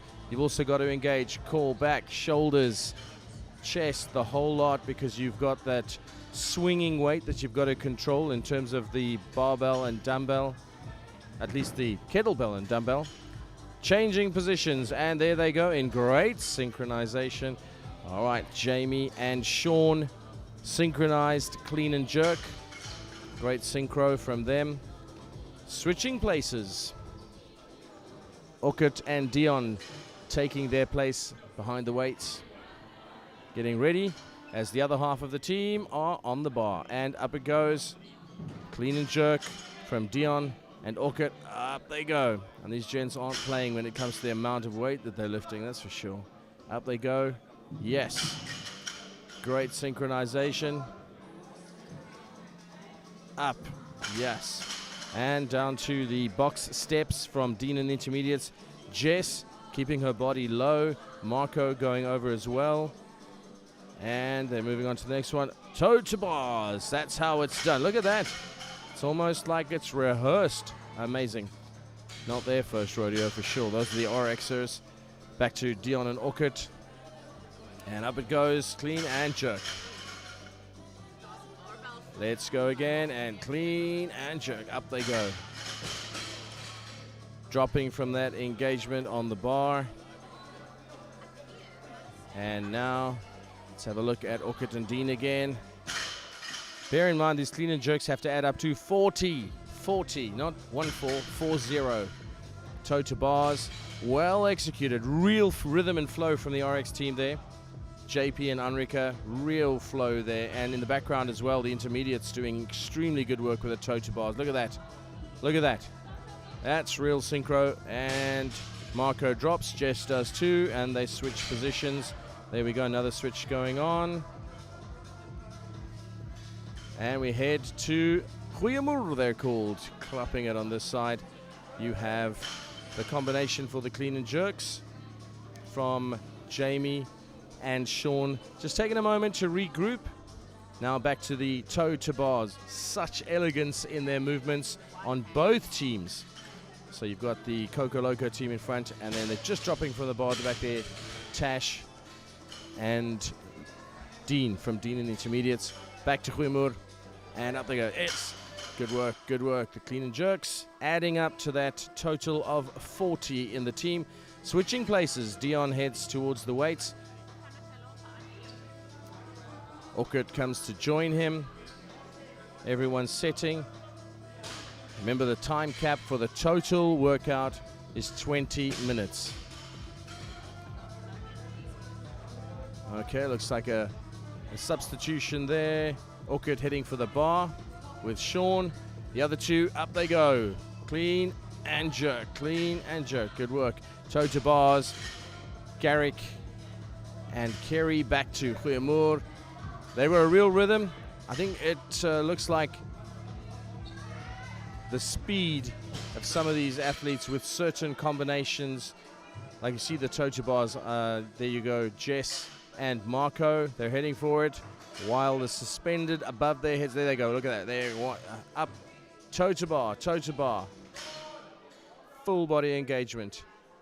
While that sustained holding of the weights above their heads gets done by Dean and Tash. All right, good work, guys. Good work. 20-minute time cap. 100 yoke wall balls. Those are done. 12 synchro box step overs done. 40 synchro clean and jerks. Those are still being tallied. The toe to bars being tallied at various times by the teams. The synchro box step overs. And then right at the end, 100. There we go. We're starting with them already. The 100 synchro box jump overs. No joke. Okay, the synchronization is not choreographed, but it is effective. That's the Coco Loco RX team. Up they go. Step overs from Dean and Intermediates. With weights in hand, by the way. With weights in hand. So that balance, control, and synchronization while the legs are busy doing their thing as well. So you've got to keep that mental focus, keep that synchronization, and at the same time, make sure that you're focused, breathing. There we go. Look at these guys. And we're up. Box jumps and over. Box jumps and over. We need the other team members to join Orchid. Yep, there we go. Now it's a valid rep. Cool. And they're up and they're over. Box jumps have to add up to 100. That's the Coco Loco RXs. Okay, the synchronization seems to be adding up as they go on. Started off a little less than simultaneous, but now they're getting into a bit of a flow. And back to the Gqerbeha team as they go over in their pairs. Got to add up to that 100 synchro box jump overs. One by one, they're putting them in the bank. Orchid and Jamie, followed by Dion and Sean. And a little bit quicker as they follow in a sort of 1, 2, 3, 4 pattern. The Dean and the Intermediates team. Dean himself, there goes Tash, and followed by Jess and Marco. Yep, they've got a kind of a staggered approach. Coco Loco team, they've got more of a synchronized approach, definitely getting smoother as they go. Once again, can you relate to this? This sort of getting better as you go really is quite something to watch. Stands to reason to get slower as you go, but a lot of these athletes, it's like they kind of find a rhythm. And then it gets just better as they go. Dean and Jamie, followed by Sean and Orkut. Got to add up to the 100. Got to add up to the 100. Everyone that's done gets put in the bank. Doesn't have to be pretty, just has to be standard and just has to be a valid rep. Also adopting that 1, 2, 3, 4 approach like the Gqerbeha guys did are these team guys or team members from Dean and the intermediates. 1, 2, 3, 4. There's a bit of synchronization. Back to this most synchronized team of the three at this point in time, your Coco Loco RXers. Yeah, look at that. That's how you make 100 of these tally up quickly. You just keep a rhythm. There we go. As I said it, they finished first of the three teams. So the greatest time advantage going to Coco Loco, the RX team. Back to Gqerbeha. And they keep going. Dean and Jamie seem to have a good rhythm going. Orkut and Sean following on. And over they go. Everyone gets into the bank. They must be rapidly approaching their 100 mark. They must be. And then Dean and the intermediates still going. Jess, she seems to keep really low. It's almost like a, yeah, so did Tash over there. It's an interesting approach from the ladies. And the results, you get to rest perhaps on the floor. I can see, is that who's on the floor there? Looks like Kerry doing a self massage against the solid object underneath her, the floor. Hey, anything that works when it comes to recovery. Marco going over it shirtless there. Dean in the black. Jess low to the box. Looks like Marco's approaching the same way now. Dean stays quite high. Is that them? Is that them? It looks like they've finished, yeah. The other two finished more or less simultaneously, but definitely the RX team well ahead of the other two. That's going to add up to their total in terms of time savings for sure. Lots of clapping, lots of fist bumping and high-fiving going on. 100 yoke wall balls, 12 synchro box step overs, 40 synchro clean and jerks, 40 synchro toe to bars, 12 synchro box step overs, and 100 synchro box jump overs. In my mind, hardest of them all, which comes after all of those things. And it's become a bit of a tradition. Let's take Orkut out on the trolley. I think he slid by under the cameras there, under the radar. I don't even know if he needs to be taken out on a trolley. It's just become expected now. Everyone's like, where's the trolley? He doesn't even have to be tired. He can be trolleyed off. There we go. Similar approach for Jess. Oh, Jess, who am I? I'm renaming everyone for Kerry. That's how it's done. Okay, so you see, it's not exclusive. You can apply, apparently. I think you've got to sort of put your name on the waiting list so you can get trolley service. Let's hope it's for comfort more than anything else. Comfort and fun. Dion resetting the trolley there. All right, they're clearing the floor and setting up for the next set, the next exercise that needs to happen. Lots and lots of satisfaction across the floor.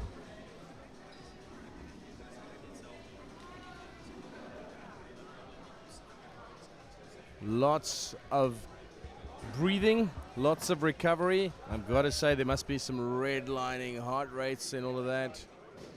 Some athletes pushing it to the maximum.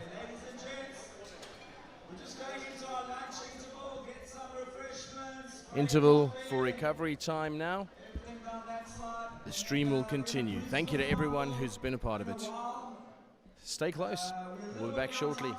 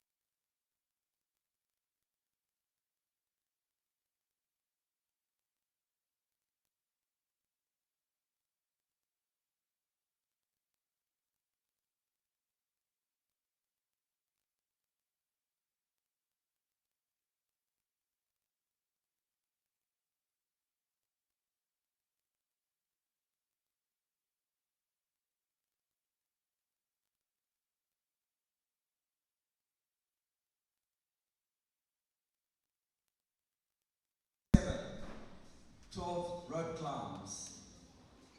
Okay.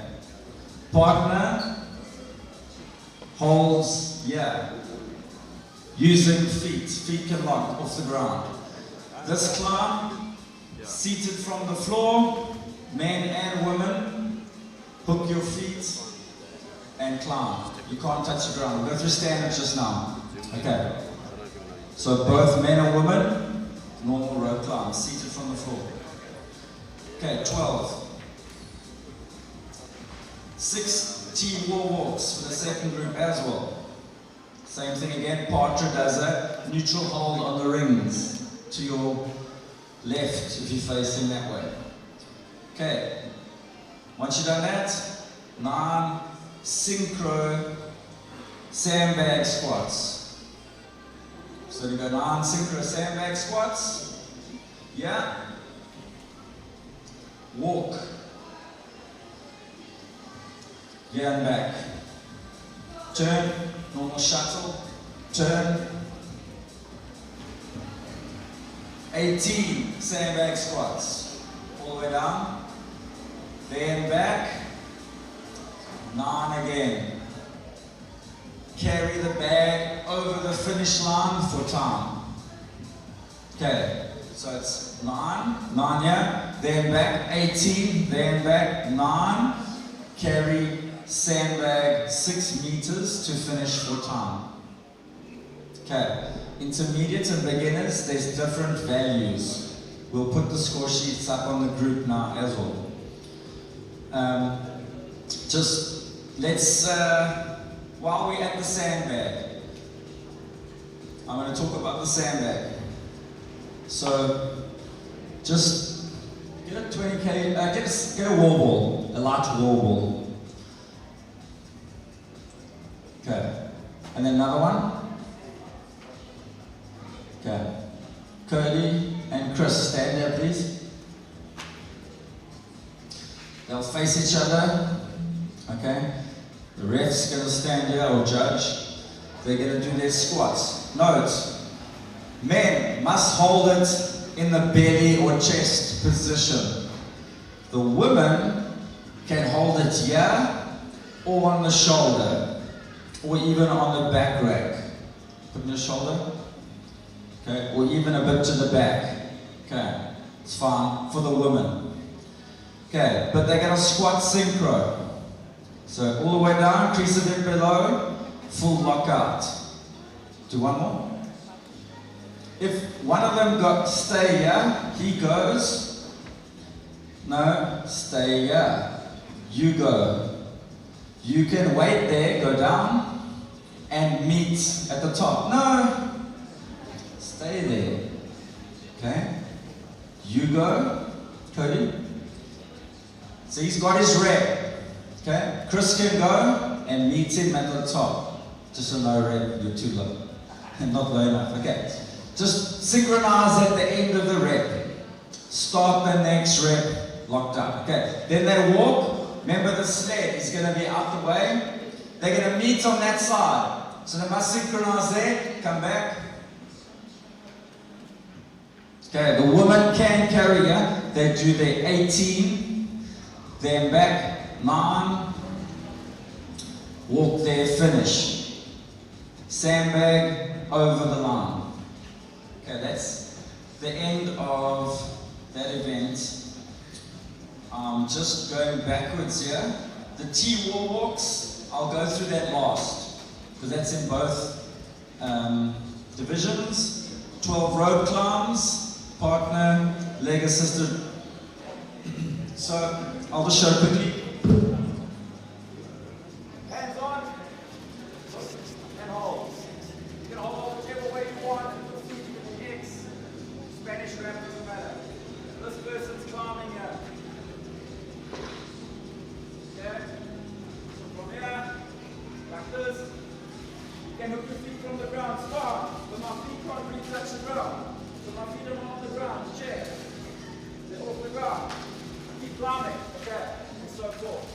If I just start climbing, this is RX men, RX women, and intermediate men. If I start climbing, and I go like this, I get to Okay. Intermediate woman. Standing. You can hold anywhere you want, no jump. Start climbing. Okay, you're going to touch the bottom bar or we'll make it the bottom bar, not the rope. The bottom bar somewhere, okay. The scaled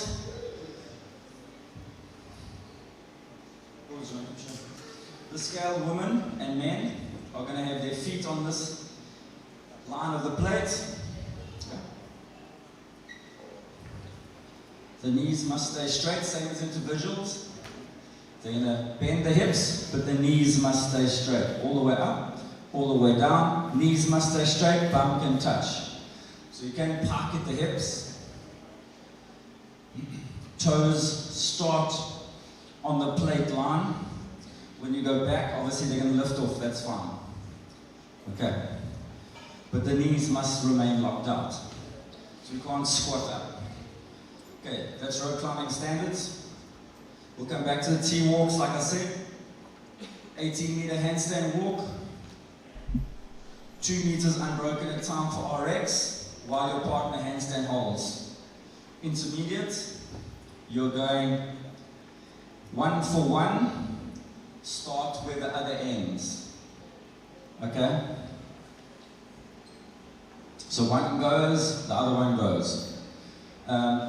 If you fail, you don't have to switch. But what I'm saying is when you want to switch, the other person goes. If I handstand walk, kicking up behind the line, I fail. The furthest part of the back hand is where the judge will put their foot down, and then you must kick up behind their hand. They'll handstand walk. So you can go a bit, come down, a bit, come down for intermediates. Okay. Beginners or scaled are doing a bear crawl. It's a synchro bear crawl, and it's 6 by 6 meters. Okay. The RX and the intermediate are 3 by 6 meters, so 18 meters. Okay. Synchro bear crawl, everything behind the line. Nothing touches the ground besides the feet and hands, everything over the line. Okay. First, going backwards is 6. Oh, we're still here. Sled to sled pull. Okay. Chris, can you sit here? Okay. Cody's going to sit behind his feet, neither behind the start line. Okay. Cody's going to sit behind him. They're going to pull the sled all the way together. The handle, this front handle of the sled must pass the start line. Good. They're going to get up. I'll suggest, one of them take the end of the rope, run it down that way. Okay? And then the other one's going to help turn. Okay. So if I was Chris, or Chris can do, run. Go. You can play with it a bit. You got yeah, that's good. Handles beyond the line, he runs down that side and repeats. Okay? Same thing there, foot beyond the line. If it goes slightly over, it's fine. But to end, I suggest you get your feet behind and don't over pull, because if you pull too far and that sled's pointing there, it's going to hit you in the Gqerbehas. Okay? You don't want to get hit there. Okay? So just be careful at the end. Okay, that's fine. You just put it back. On the last round, the last step, pull. You're going to pull the step all the way to the end because we're finishing with handstand walking. I might even get the judges, one of us might even pull the sled off out that lane totally. Okay. On the fat bars, okay, come here boys. Cody, you're going to face each other. Okay, no, come on to these ones. That's why I got these. You can choose those.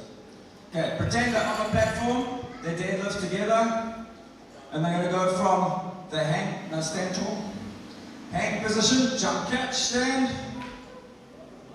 Hang Hand clean to shoulders. There we go. Stand tall. They meet in that position. Straight line. Ankle, knees, hips, shoulder. Okay. Go back down to the hips. Okay. They do their second rep. Jump catch. Meet in the middle. Okay. Go back down. Chris wait. Cody go. He can hold. Chris goes. They meet at the top. Good rep. Okay. So it doesn't have to be perfectly synchronized, but you can't get a rep ahead. Happy. The fat bar. You can do over grip, you can do a mixed grip. Like this. But you've got to then switch your hand around to do it that way. Okay. You guys can play with it just before you get going on the workout. Okay. We'll let you try some of the equipment just to get used to it. Okay. Just note, what we haven't gone through are the T-wall walks. Quickly. To work on the T-wall walks, intermediate, face this way. The judge is going to stand. Which one am I? This is the right lane.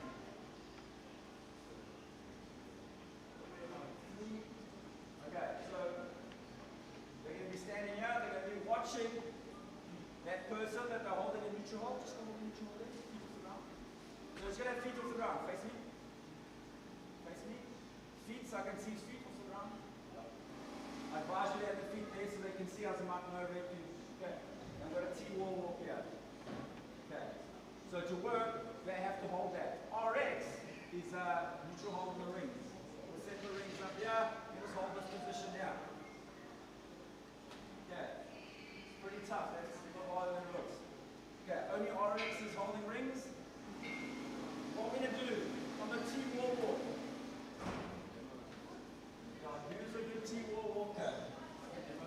Okay, so Nick will be here. So watch very carefully. We'll start with the beginners. Okay, but just wait, Nick, wait for me. You can, no, lie down.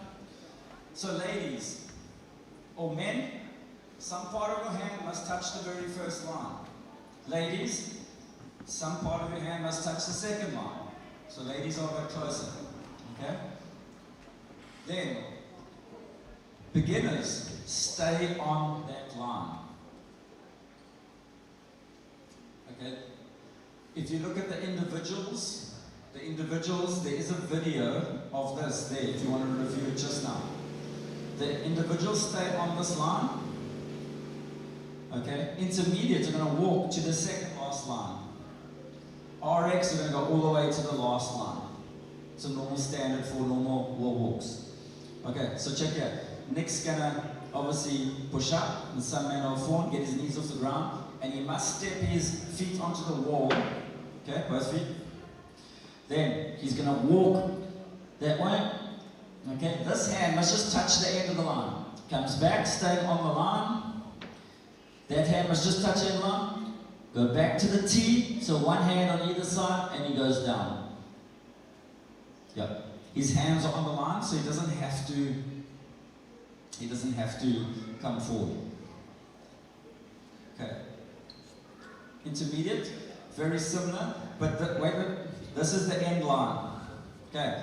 Intermediates are going to touch this line with the inside hand. There go. Step up. Walk to the 70 centimeter line. Walks across. Touches with his left hand. Go back. All the way across. Touch the right hand. Back to the middle and then out. You have to stay on this line. So you can't cut a corner and start going out early. Okay. For the RX, it's a little bit harder.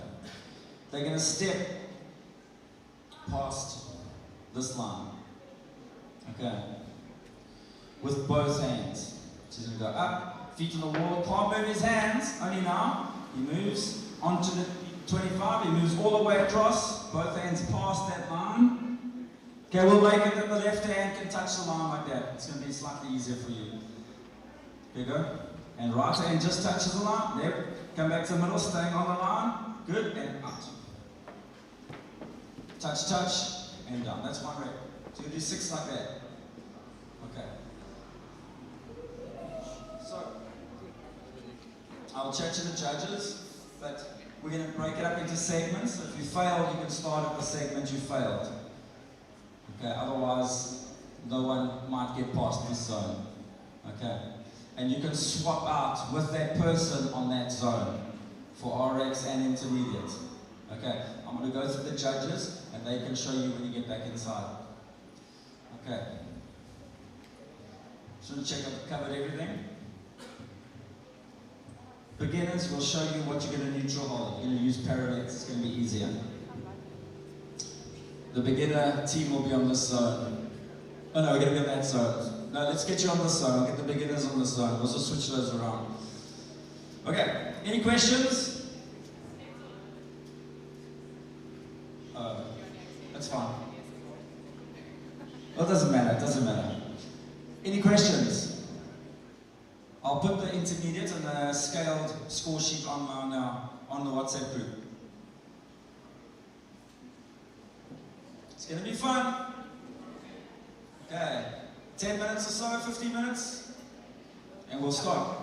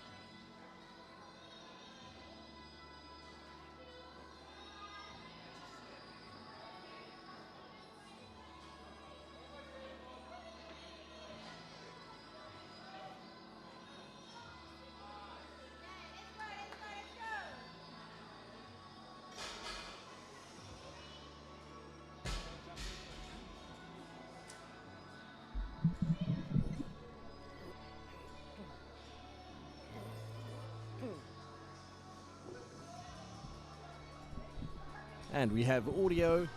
Welcome back to the first choice high protein East Cape Championships. Event 6. This part of the 3 days is known as the final countdown.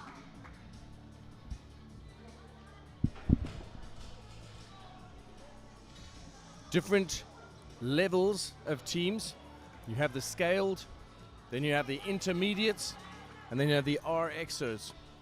We are looking at 2 of the 3 here, some intermediate and 1 scaled.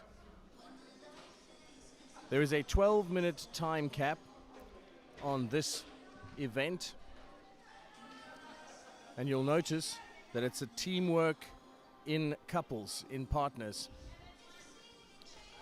So you see the sled pull that's going on there. They can do that together. They have to turn the sled around.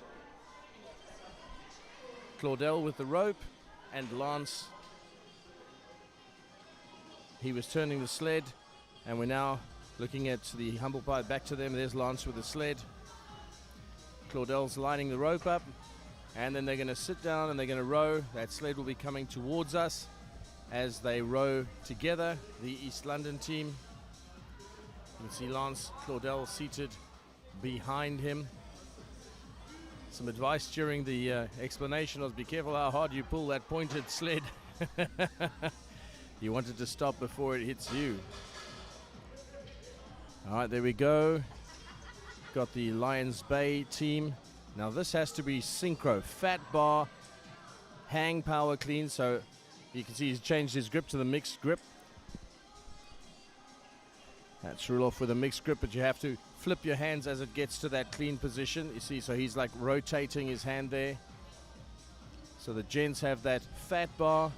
The ladies have the regular bar. Up it goes to there, to the final lock position. And as you will know as a CrossFitter, if you work with weights, that fat bar is no joke.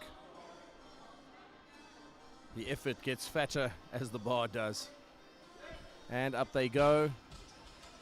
The East London team, Claudel holds it and letting go. And Lance having a bit of an issue holding on to that fat bar, or choosing to release it, not sure. It looks like he's choosing to release it. It has to be a power clean, so up, lock, and release. Athletes can choose to do either. Now let's go to the sled pull, humble pie. Nick and Audrey powering that sled towards them, and they're done with that part of it. So you've got to get through a series of seated sled rope pulls, and then Audrey and Nick move on to those power cleans, and they really have got a good rhythm. They got through that super quick. Good on them. They're in the scale division, so they're showing off a little bit in terms of how well they're doing. And now let's see how are the other teams doing. On to these Londoners.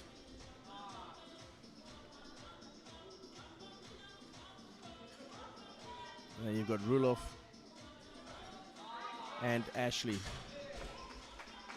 Ruloff and Ashley making relatively quick work of that power hang, at least power clean.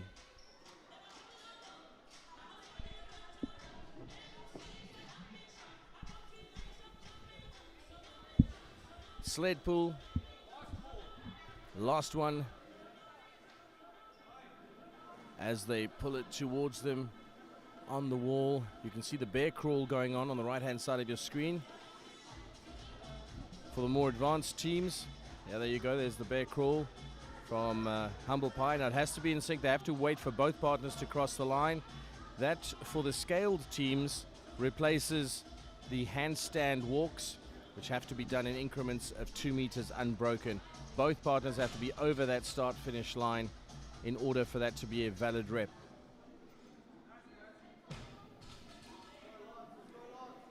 Claudel and Lance. Lance with the fat bar. He's choosing to do a standard grip, which is quite tough with a fat bar, but choosing to try and save some energy by dropping the bar afterwards. And up they go. They have to meet at the top for it to be a valid rep, so she has to wait for him. Okay, she's going to sacrifice that rep in order to go back to the top again, and valid rep locked at the top. handstand walks doing very well on the Lions Bay team. Look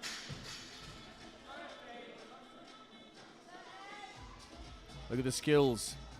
Ashley, she could do it in increments of 2 meters, instead chooses to focus all the way through.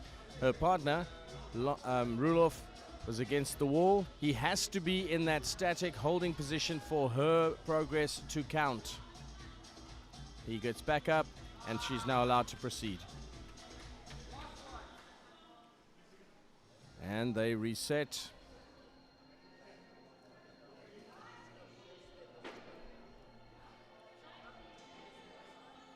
All right, there we've got the East London crew clearing the sled. They're done with their sled pulls.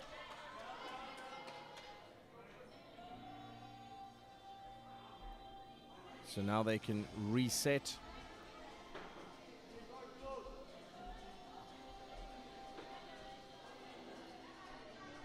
Now you observe Ashley's going out again for her handstand walk. Now she has to stop because Rulof has come off that holding position. And you can see in the front here, she had to wait as well.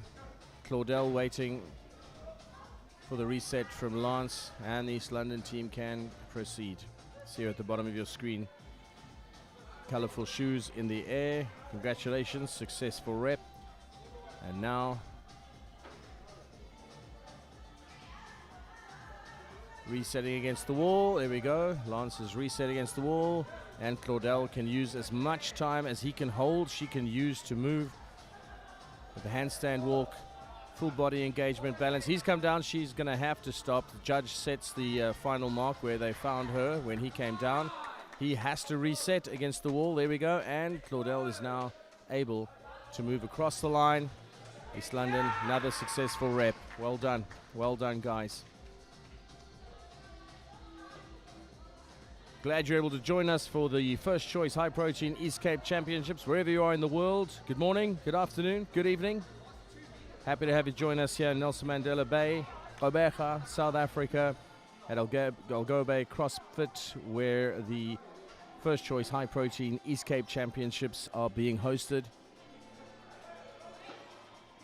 A little bit of a misfire there on the start for the East Londoners.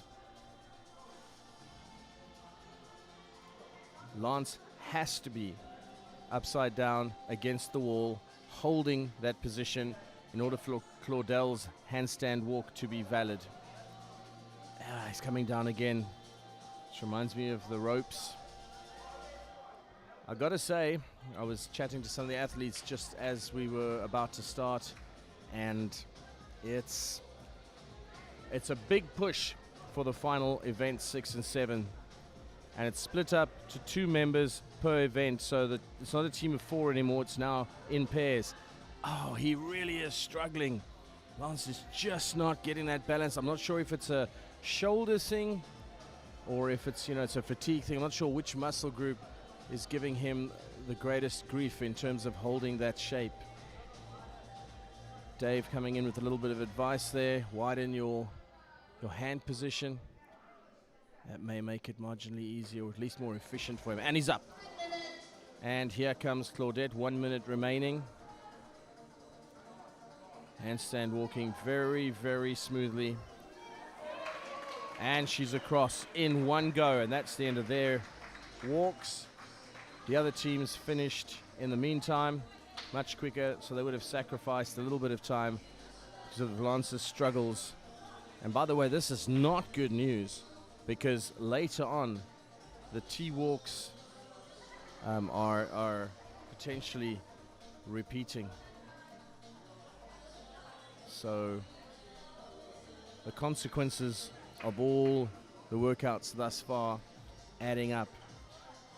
Your complete workout looks like this. There's the 6 T-walks while the other partner holds a neutral hold on the rings. Then there's 9, 7, 5 synchro fat bar and regular bar hang power cleans. The 3-2-1 partner seated sled rope pull. We saw that, and this was the final element, which was the 18-meter handstand walk in at least 2 meters unbroken increments, while the other partner engages in the handstand hold. Now they'll switch to the other 2 team members for the next part.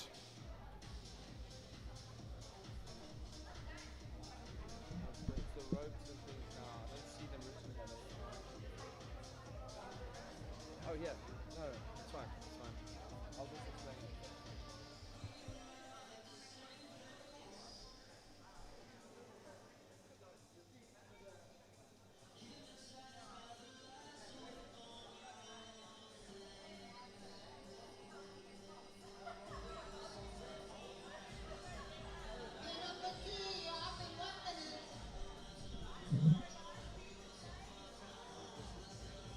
I think it's event 7.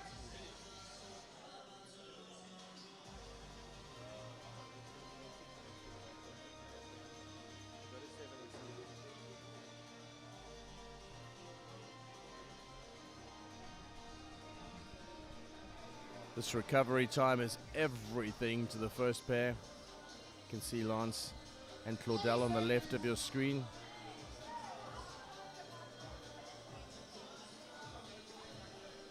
As Vuyo in the green shirt gets ready, seems you're wrapping his wrist a little bit there. Tash on the rope in the black. One colorful sock visible. She has to reach all the way up while he remains suspended on the rope. 12 of these rope climbs have to happen. And you can see the Lions Bay team. There's the East Londoners again.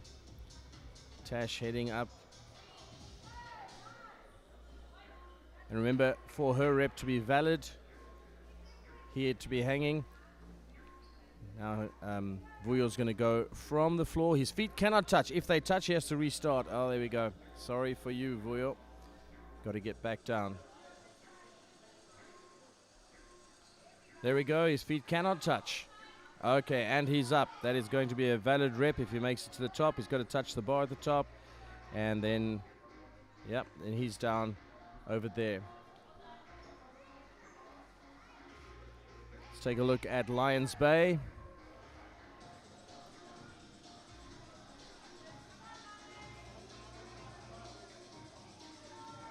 And Rulof is heading for the top. The coordination. There's Vuyo. Coordination has to overcome the fatigue. It's a mental game as much as it's a physical game.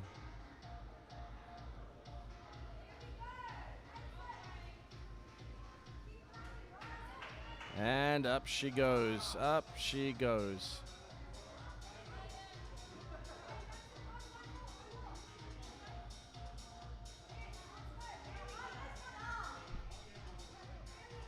All right. Roz has touched the top. She's on her way down. Touches the top and on her way back down.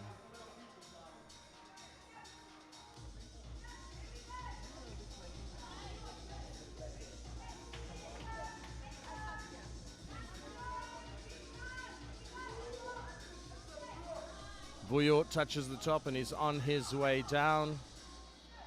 Saskia is holding strong. She has to be suspended on that rope. Okay, they're switching up. Madness is going to be on the rope. And Saskia, she's allowed to proceed from standard position. Ladies intermediate can do that. She's on her way down. That'll be a valid rep for them. Are they going to switch or is she going to go again? Let's see. All right, Vuyo's coming from the floor. Yes, and they switched. No, she's going again. She's going again. Saskia up to the top, making it look very, very smooth. While Madness was on the rope, that's a valid rep right there. Valid rep for them, taking a breather. Back to the East Londoners. Roz heads up. Vuyo's got to stay suspended off the ground. She hooks her feet, crosses it over, and there we go. If he stays suspended, it's a valid rep, and it is. Saskia making it look very, very smooth. Some good rope climbing technique. Clearly the experience is showing. Roz doing the same thing in terms of getting up and down. I think a quick descent is going to chew on your hands a little bit, so there's something to be said for whether you slide down or whether you proceed down in a controlled manner. The one saves some muscle, the other saves the hands. She touches, descends. Now we've got the T-wall walk going on there. Roz is onto T-wall walk. She has to walk backward, over to the left, over to the right, and she's down. She taps out. Vuyo is in. And his feet are up. Vuyo now has to go towards the wall and across. He has to get that, they have to touch that stripe on the side. They have to then get back to the middle and come down. Another T-wall walk successful, and you will have noticed that on the left-hand side they have to remain with their feet off the ground and remain engaged. In the RX, they're going to have to do that on the rings, which you see right next to Vuyo on the right of his blue T-shirt. Vuyo has to keep his feet off the ground, stay engaged, while Roz does the T-walk back and forth, and she comes down. He can now put his feet down. That's a valid rep right there. And then we go across to the other team. This is your Dean and the Intermediates team. Saskia now has the wall walk, while Dean's feet come off the ground. And across she goes. Hand has to touch the line. There we go. And back she comes. Feet are down. His feet can now go down as well. They can do another rep just like that if they'd like to. This is a synchro belly carry, and those sandbags are not the lightest. The ladies can choose whether they're going to hold it in the same shape as the men. Men have to hold it on the belly in front of them. The ladies are allowed within the standards to put it either on their shoulders, higher up, even on their back rack, as they call it. And down they go again. That's the Humble Pie team. Andrew and Bonnie, as they head up and down. The synchro carries continue.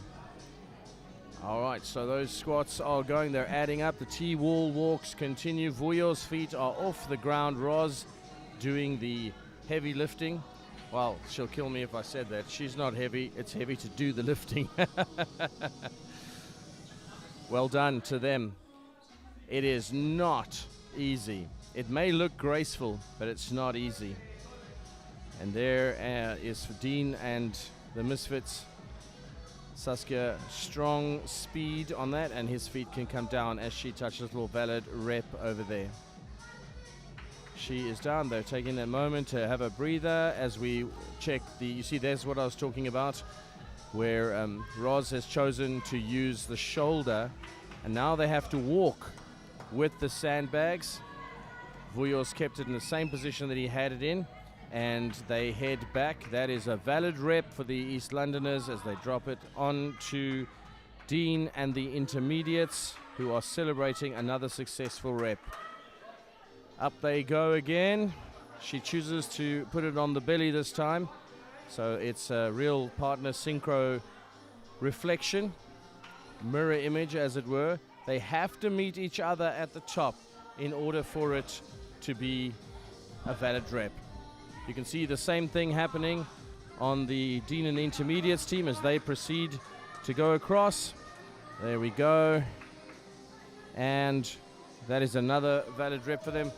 The worst thing of all is that this goes light. There you go. You go from 9 of these squats with, it's a belly carry synchro squat. You go from 9 to a walk across to 18 to a walk across to another 9. So it really does become a challenge. There they go. Vuyo coming towards camera there. You can see him with the blue T-shirt and Roz. And then we go across as they get to their finishing position. Success. However, not the world's most, not the world's easiest. All right, so they're taking a moment. It looks like, if you can see in the background, you see right there, and then in the background you can see the Dean and the intermediates, Saskia and Dean in the background there. They've managed to get back in synchronization. Looks like her shoulder had a problem, and it looks like Roz is feeling the burn as she and Vuyo head across, going towards us, heading back towards their teammates. Oh, Saskia is struggling a little bit.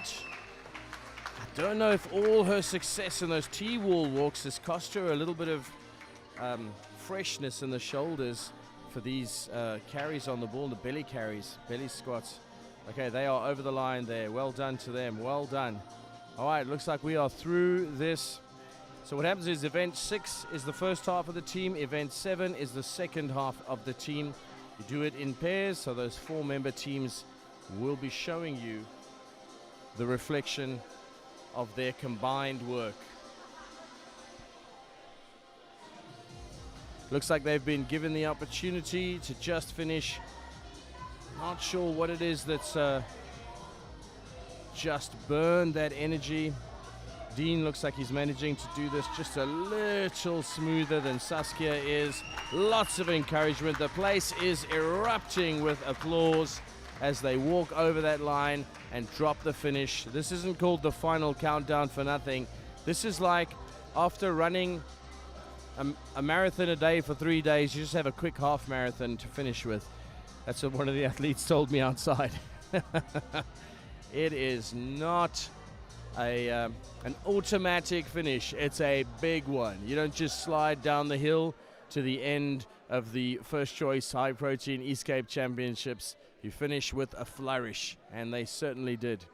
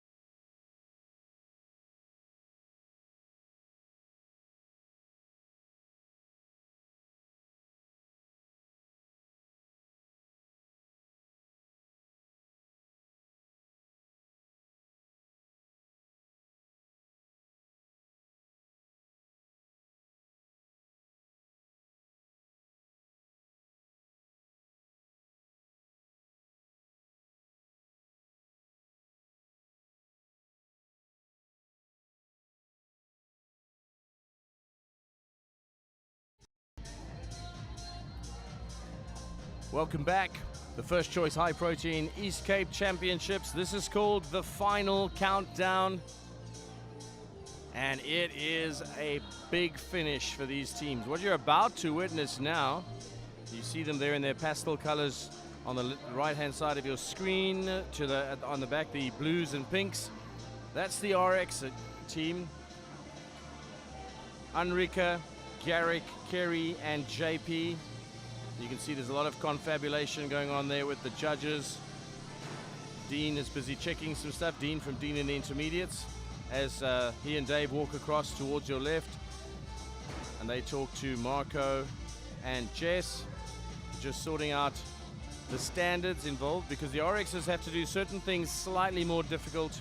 For example, you'd have seen the other athletes suspend their feet above the floor by holding kind of flat-handed on the boxes. This is not the same thing. You can see on the left-hand side of your screen there, Enrica is busy just rehearsing it. She just finished. Holding your hands next to your sides in the rings. And then what they do is they extend their feet forward, lock their core, lock their knees, and they hold their feet up like that. The entire time that they're doing that, it's costing energy, and you're doing that for the entire time that your partner is busy with their part of the workout, which is a T-walk. So both of you are expending energy right at the outset. That's why we saw some of the athletes in the previous round. They were busy struggling a little bit with shoulders and things, and I think that's the result of the combination of those holds and the T-walks. Lots of demand on the upper body. Lots and lots of demand on there. And of course core and lats and back and shoulders. But I suppose that's all upper body, isn't it? Not many people have lats in their lower body, no. All right, there you go. That's your RX team. Garrick preparing his hands for maximum grip. Bearing in mind that they're going to be doing those T-walks while the other person has a neutral hold on the rings. Then they've got synchro flat bar or the barbell hang power cleans. Basically that means you can hang to the waist and just bring it up to that clean position on your shoulders. There it goes. You can have a look at Garrick doing it, yes, and just rehearsing a little bit.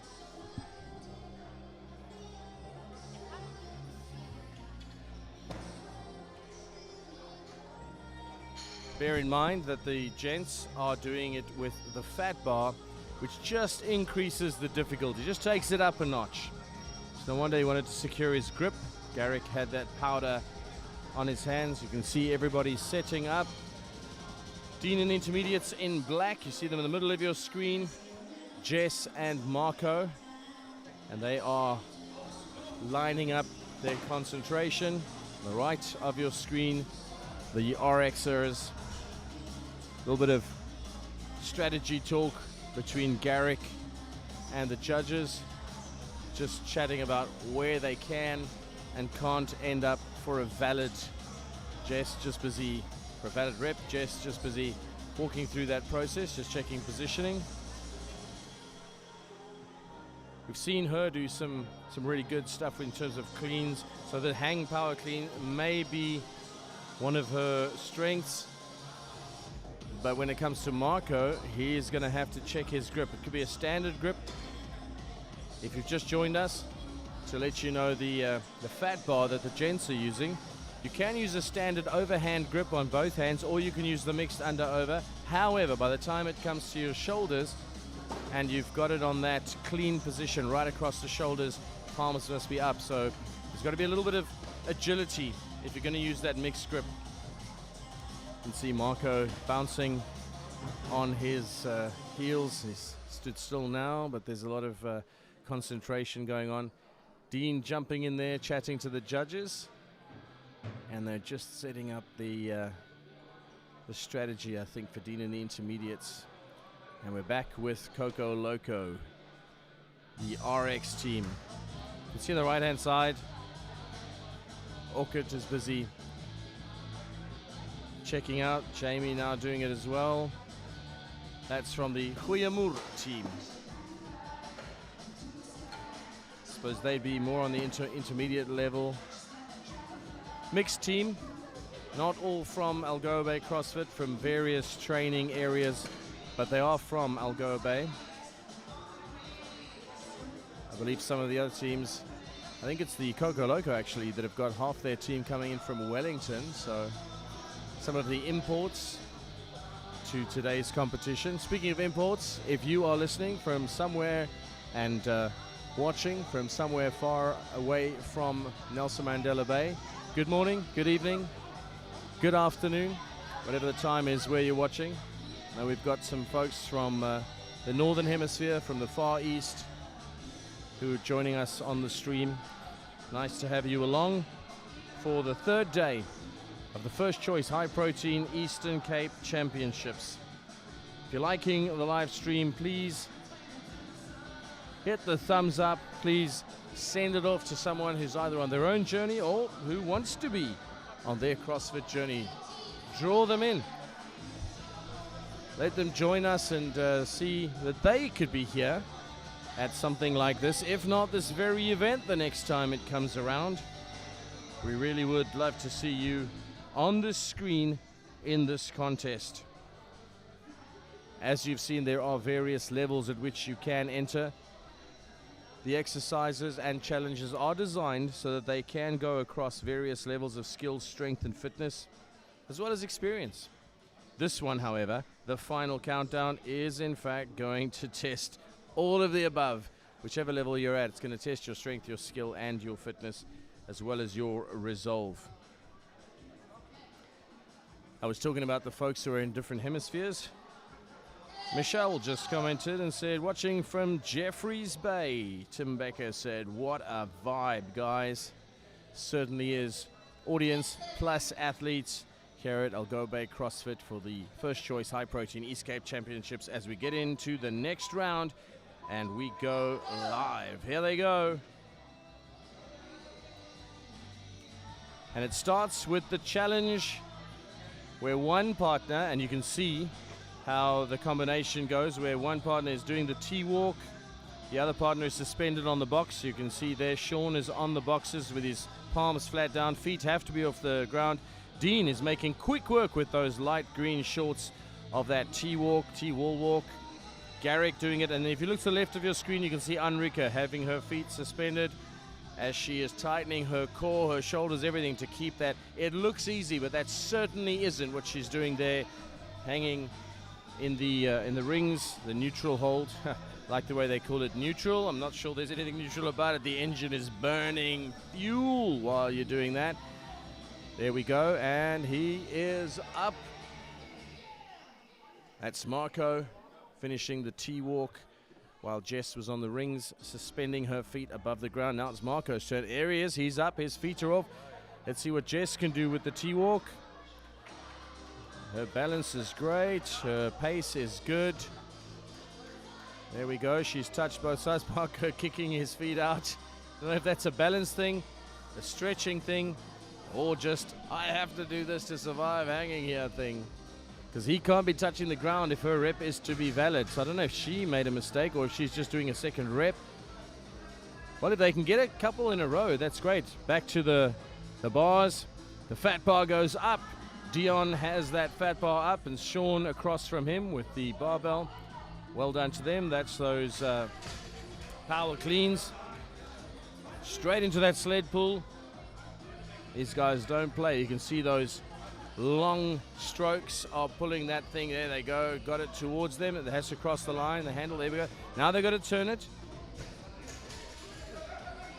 Dion on turning duty. Sean on rope placement duty. Yeah, a bit of a combo pull and jerk. And they sit in rowing position. One behind the other. And roo, roo. Can you hear them? I think the Norwegians are cheering for them as we speak. Back to Dean and the intermediates. Marco and Jess sitting for their rowing. All right, let's get some Viking action going. Marco could be of Viking descent just by looking at him. Jess took a really enthusiastic pull. That's total commitment when you find yourself right over on the other side of your balance. But it doesn't have to be pretty, it has to be effective. Which it is. They make it across. And the sled has been set. Being pulled by the RX team right now. Garrick and Enrica rowing. And rowing. Another one coming. Hopefully it gets them over the line. Yes, successful rep over there. All right, and they go, shaking out the hands, ready for the power cleans. Garrick and Enrica on your right. The sled being pulled by Jess and Marco. There you go, look at that. Maximum effort. Jess seems to have gotten a bit more controlled. Although there were smiles all around when that pull was a full body effort on the other side. And they do the rotation. Garrick and Enrica, Dion in the foreground here. Yeah, see, they seem to be, you see, they've got to be synchronized. You've got to meet each other at the top. So that's where you can do those power cleans, the hanging power cleans. Doesn't have to go all the way to the floor. And there, Enrica setting the rope for Coco Loco, the RX team. Garrick coming to join her. He'll be in front of the boat and she'll be rowing aft. And they're pulling it across your screen as you speak. That's Coco Loco over there and right close to us. This is where the Gqerbeha team is happening. Sean and Dion, they're resetting. You'll see on the left hand side of your screen. And then you've got the synchronized hang power cleans. Jess and Marco. That fat bar is challenging him. Never mind the weight that's on it, by the way. Good work from the intermediates team. I was going to say Sean and the intermediates. Dean and the intermediates. Sean's in the other team. And up they go. Up they go. They meet at the top. That's what they have to do for a valid one. Jess is doing the hang. Marco is saving some energy by dropping it. And Jess hangs. Marco goes from the ground and there we go. Locked on top, synchronized, and that one counts. All right, and you'll see the sled being rotated as they prepare for their sled pull. Now we go to Coco Loco. Whoopsie, a little bit of a slip there. That's why they've got the chalk available. It's the fat bar is a challenge. He's doing the overhand hold, the traditional hold. So, I mean, that's great on top when you've got that, you know, hands, palms up, and it's in that clean position. But sometimes that switch down makes it a bit slippery. So some guys use the mixed grip. Marco and Jess rowing, and on point. Well done. That is a valid rep. Congratulations. Well done, guys. And we are resetting. You see Garrick on the bottom right of your screen. Garrick and Enrica pulling their sled towards them as we see them reset from Dean and the intermediates. Marco walking across, taking a couple of deep breaths. Jess taking in her position. And as her partner rower takes his seat, Marco and Jess join forces. Good synchronization, and they seem to have found their stride. Good work, guys. Good work. One more. The handle has to be over the line.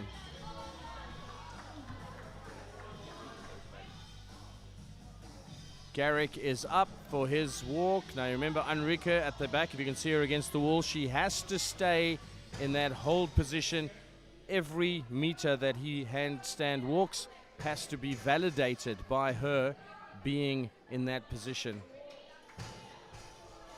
Jess and Marco, back to those power cleans. They got to meet on top. I don't know if that's it. No, the judge shakes her head. That is not a valid rep. They have to meet on top and stay. Looks like that one might be valid. Oh, no, she can stay. They're doing extra work here.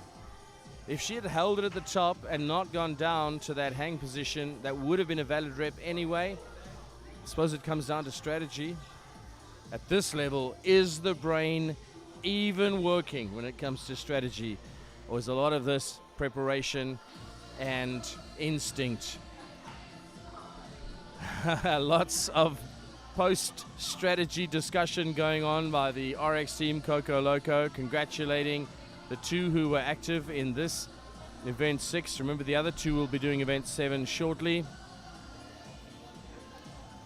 And the sled pull still going on the other side. Dean and intermediates, Marco and Jess showing, you can tell by their breathing, the level of effort. Look at the weights that were on that sled. Look at that. The sled itself, plus the weights, combined with everything you've just done, this has been a challenging time. Some heavy breathing there. Not where you're looking right now, on the other side.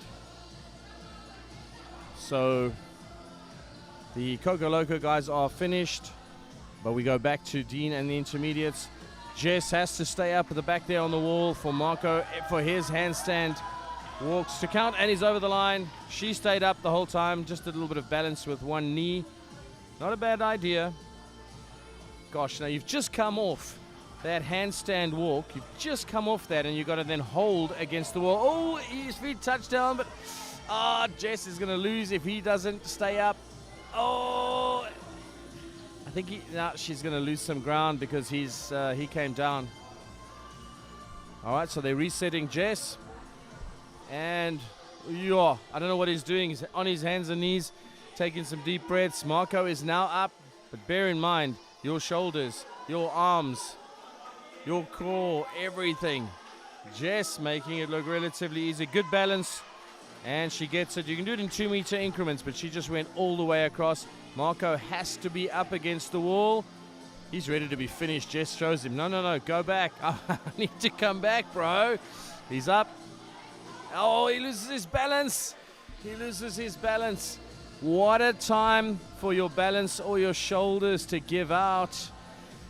It actually looks like he's taking a little bit of strain. I think he was trying to be too quick, and I think he might have had a bit of a head rush or something going on there. He's going to have to take a moment to recover. That's the problem at this point in time, is you've got to balance the energy. You've got to balance the intensity. So he really is taking a bit of a knock there. I'm not sure if it's an oxygenation thing or a heart rate thing, or something's gone over the red line there, and he's going to have to take a moment. They'll make a call now on what that means, but I just think he was maybe applying himself a little bit too intensely in the rest. So maybe there's a smile there. There's a smile. Great applause from everyone.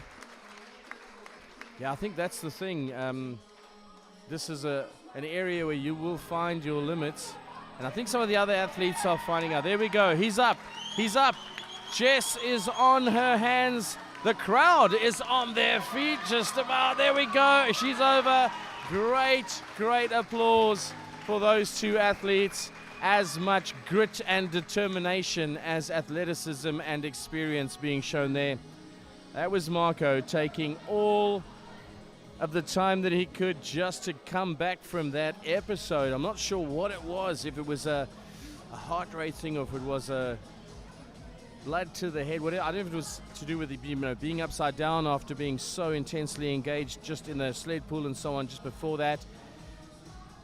When he found himself on the floor, he stayed there. He let the body equalize, and it looks like it paid off, because he's looking a lot better now than he did when he was face down. That's for sure. Most of us do look better now than when we're face down, but there's some smiles from Marco there. Team coming in, Dean encouraging him. Jess catching her breath. That was an excellent. She really upped the pace to minimize the time that he had to be upside down, and she just compensated with a really quick handstand walk across. She's standing there as if it wasn't a big deal, but gosh, maybe that's just her resting expression. He says thanks so much. He knows what she did. She knows what he did, and the teammates appreciate them. Now those same teammates, you're looking at them right now, Tash and Dean, they are going to have to go into event 7 on behalf of the team. The second half of this, the final countdown. The other teams are also chatting. There's a lot of strategizing going on.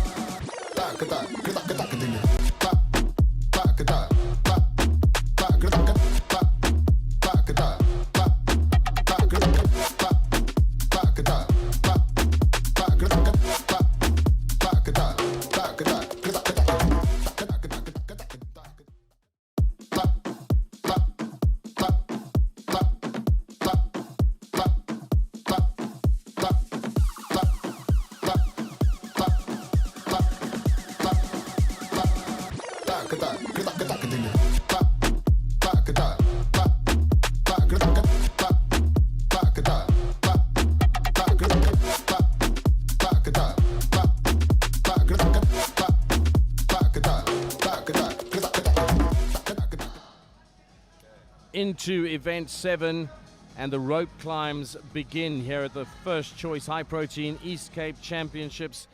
Remember that the other competitor, so the one who does the rope climb, has to be matched by the other who is suspended, feet off the ground. Because he's seeing JP ascend while Kerry is on, and now we're going to the to Dean. So Dean is saying, all right, he's gonna have to go from the ground up, and his feet cannot touch once he's up. Yes, and then he's got Tash who is holding. Yeah, he certainly knows the speed descent, this guy. So she's off the ground, which means he is ready for a valid rep, and up he goes. He has to come from seated position. That is the standard here. Up he goes, hand over hand, using that assisted foot, and straight down. Does he even touch the rope on the way down? So Dean now has to replace Tash on that stationary position on the rope, feet off the ground. They are allowed to use their feet, and off she goes. It's Dean in the intermediates. Up she goes, combining the feet and arm, hand over, and she's touched. She comes down, Dean comes down, back to the Coco Loco team, and you've got Kerry suspended from the rope as JP uses feet and has his touches. More considered measured descent than we saw from Dean.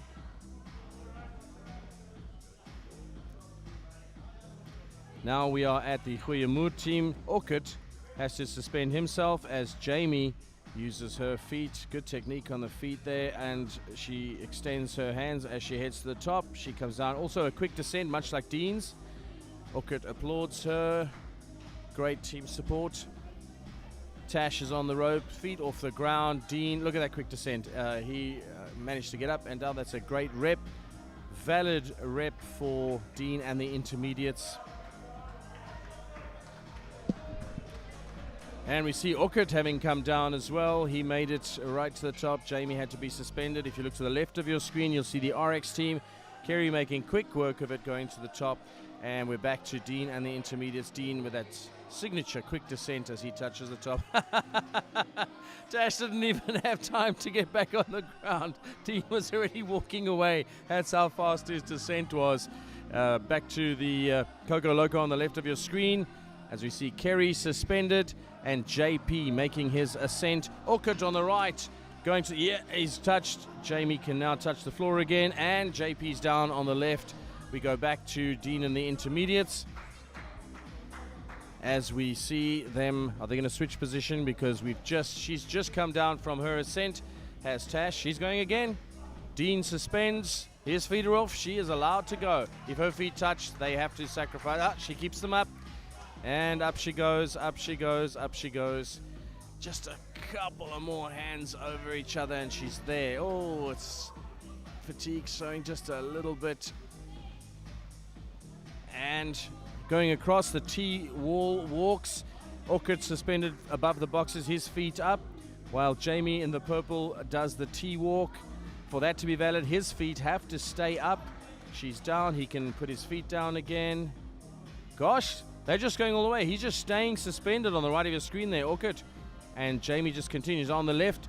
The Coco Loco guy's still busy with those rope climbs. And you can see Kerry using her feet well. She's got a large amount of distance she covers with each reset of the feet. JP can now touch the floor. And now Orchid is going to be putting his feet up, doing the T-walk. There we go. As his partner's feet have to be off the ground, he does the wall walk. There we go. Excellent. Looks like they've taken an interesting approach, because his partner is doing what he did. Just keep the feet off the ground virtually the whole time while Orchid is doing the wall walk. Her feet off. You can see the colorful shoes there. And he comes down.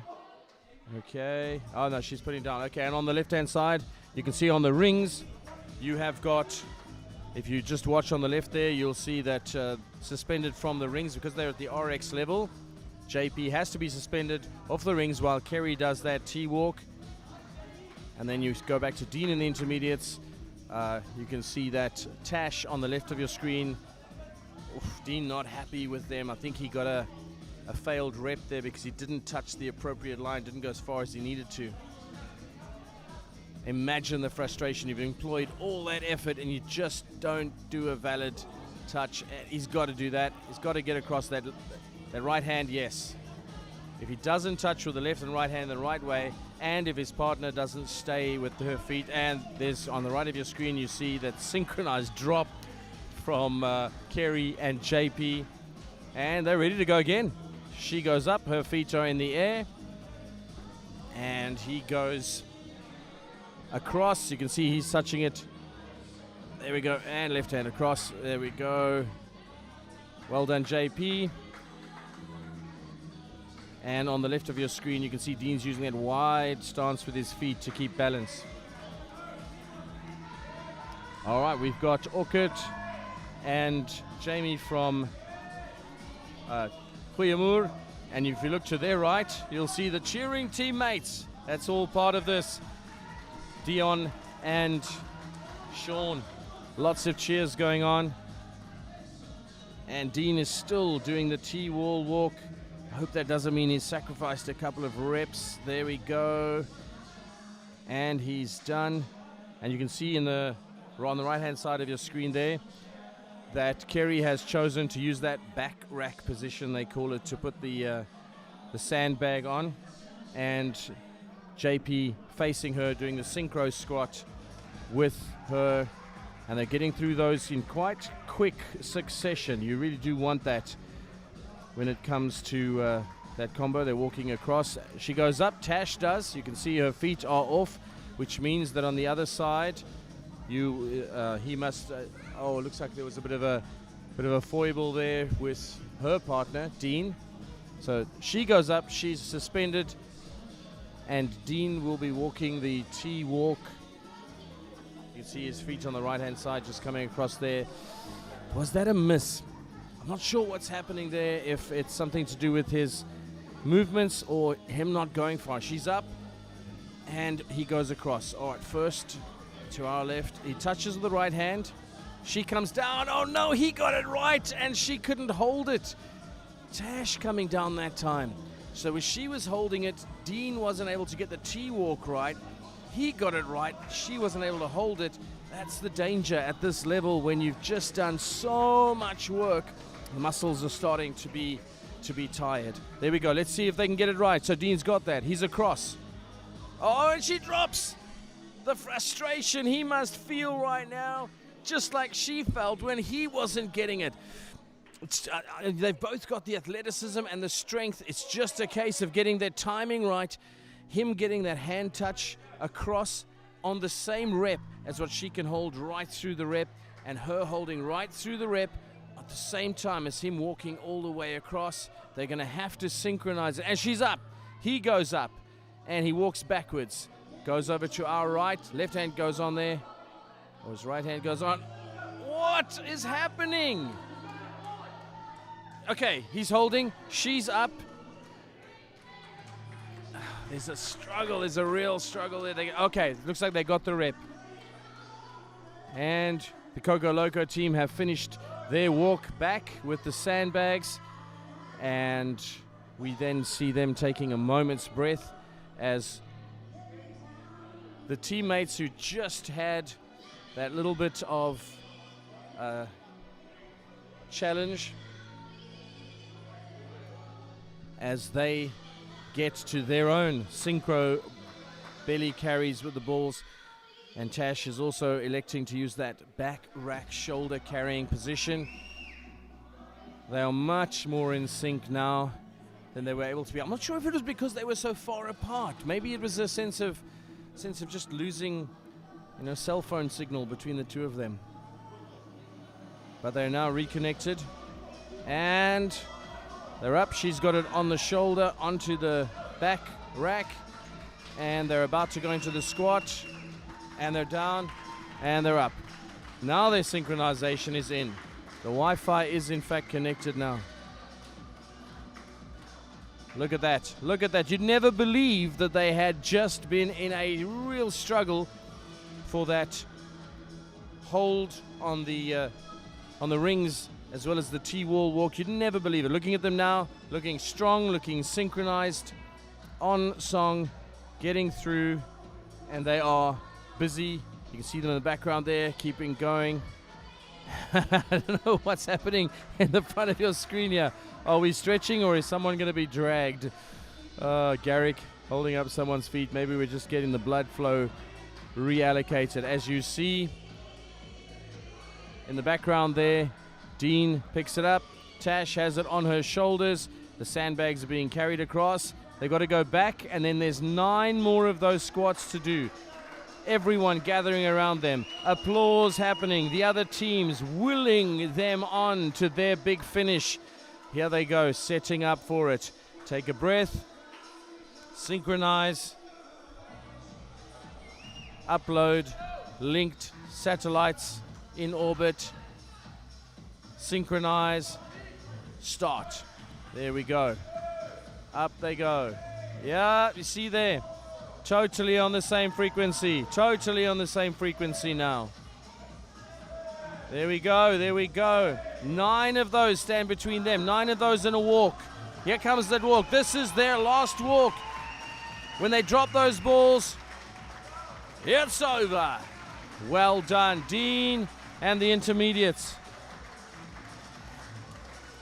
And those two have done more than the other athletes by virtue of that communication gap earlier. He did more T-walks than he had to. She did more suspended time in the rings, holding that neutral position than she had to.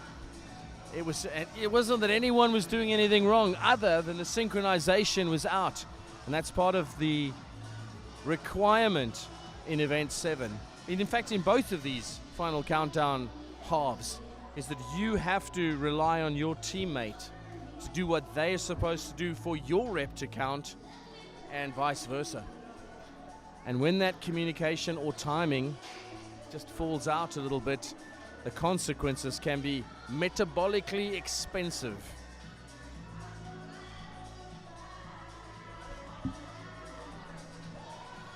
Sure, the drama, the action, the pride, and of course, the community, the congratulations, the support. It's all a part of CrossFit here at the First Choice High Protein East Cape Championships.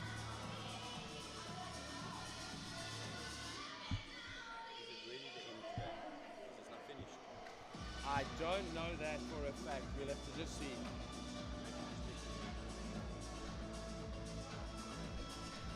No, let's just do a final announcement if it is.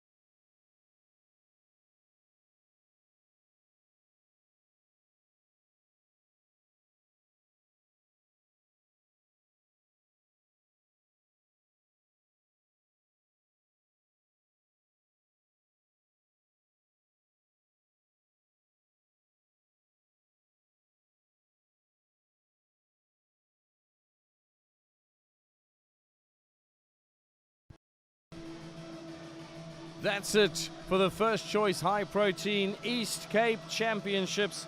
Thank you so much to everyone who is watching from the Far East, from the Northern Hemisphere, from Jeffreys Bay, from all around this area of the Eastern Cape and worldwide, wherever you are watching from. Thank you for being part of the live stream. Michelle says, well done teams on comments, and well done to the broadcast team as well. Thank you so much to everyone who commented, who liked, who shared. And remember, you can still share this and you can re-watch it later. Or if you've got an athlete who wasn't able to check in with you, you can share this link as well. Just check on the channel and you can do that. A big thanks to all of the sponsors. A big thanks to all of the athletes. They have put up an incredible display of strength, skill, and talent. We'll see you next time.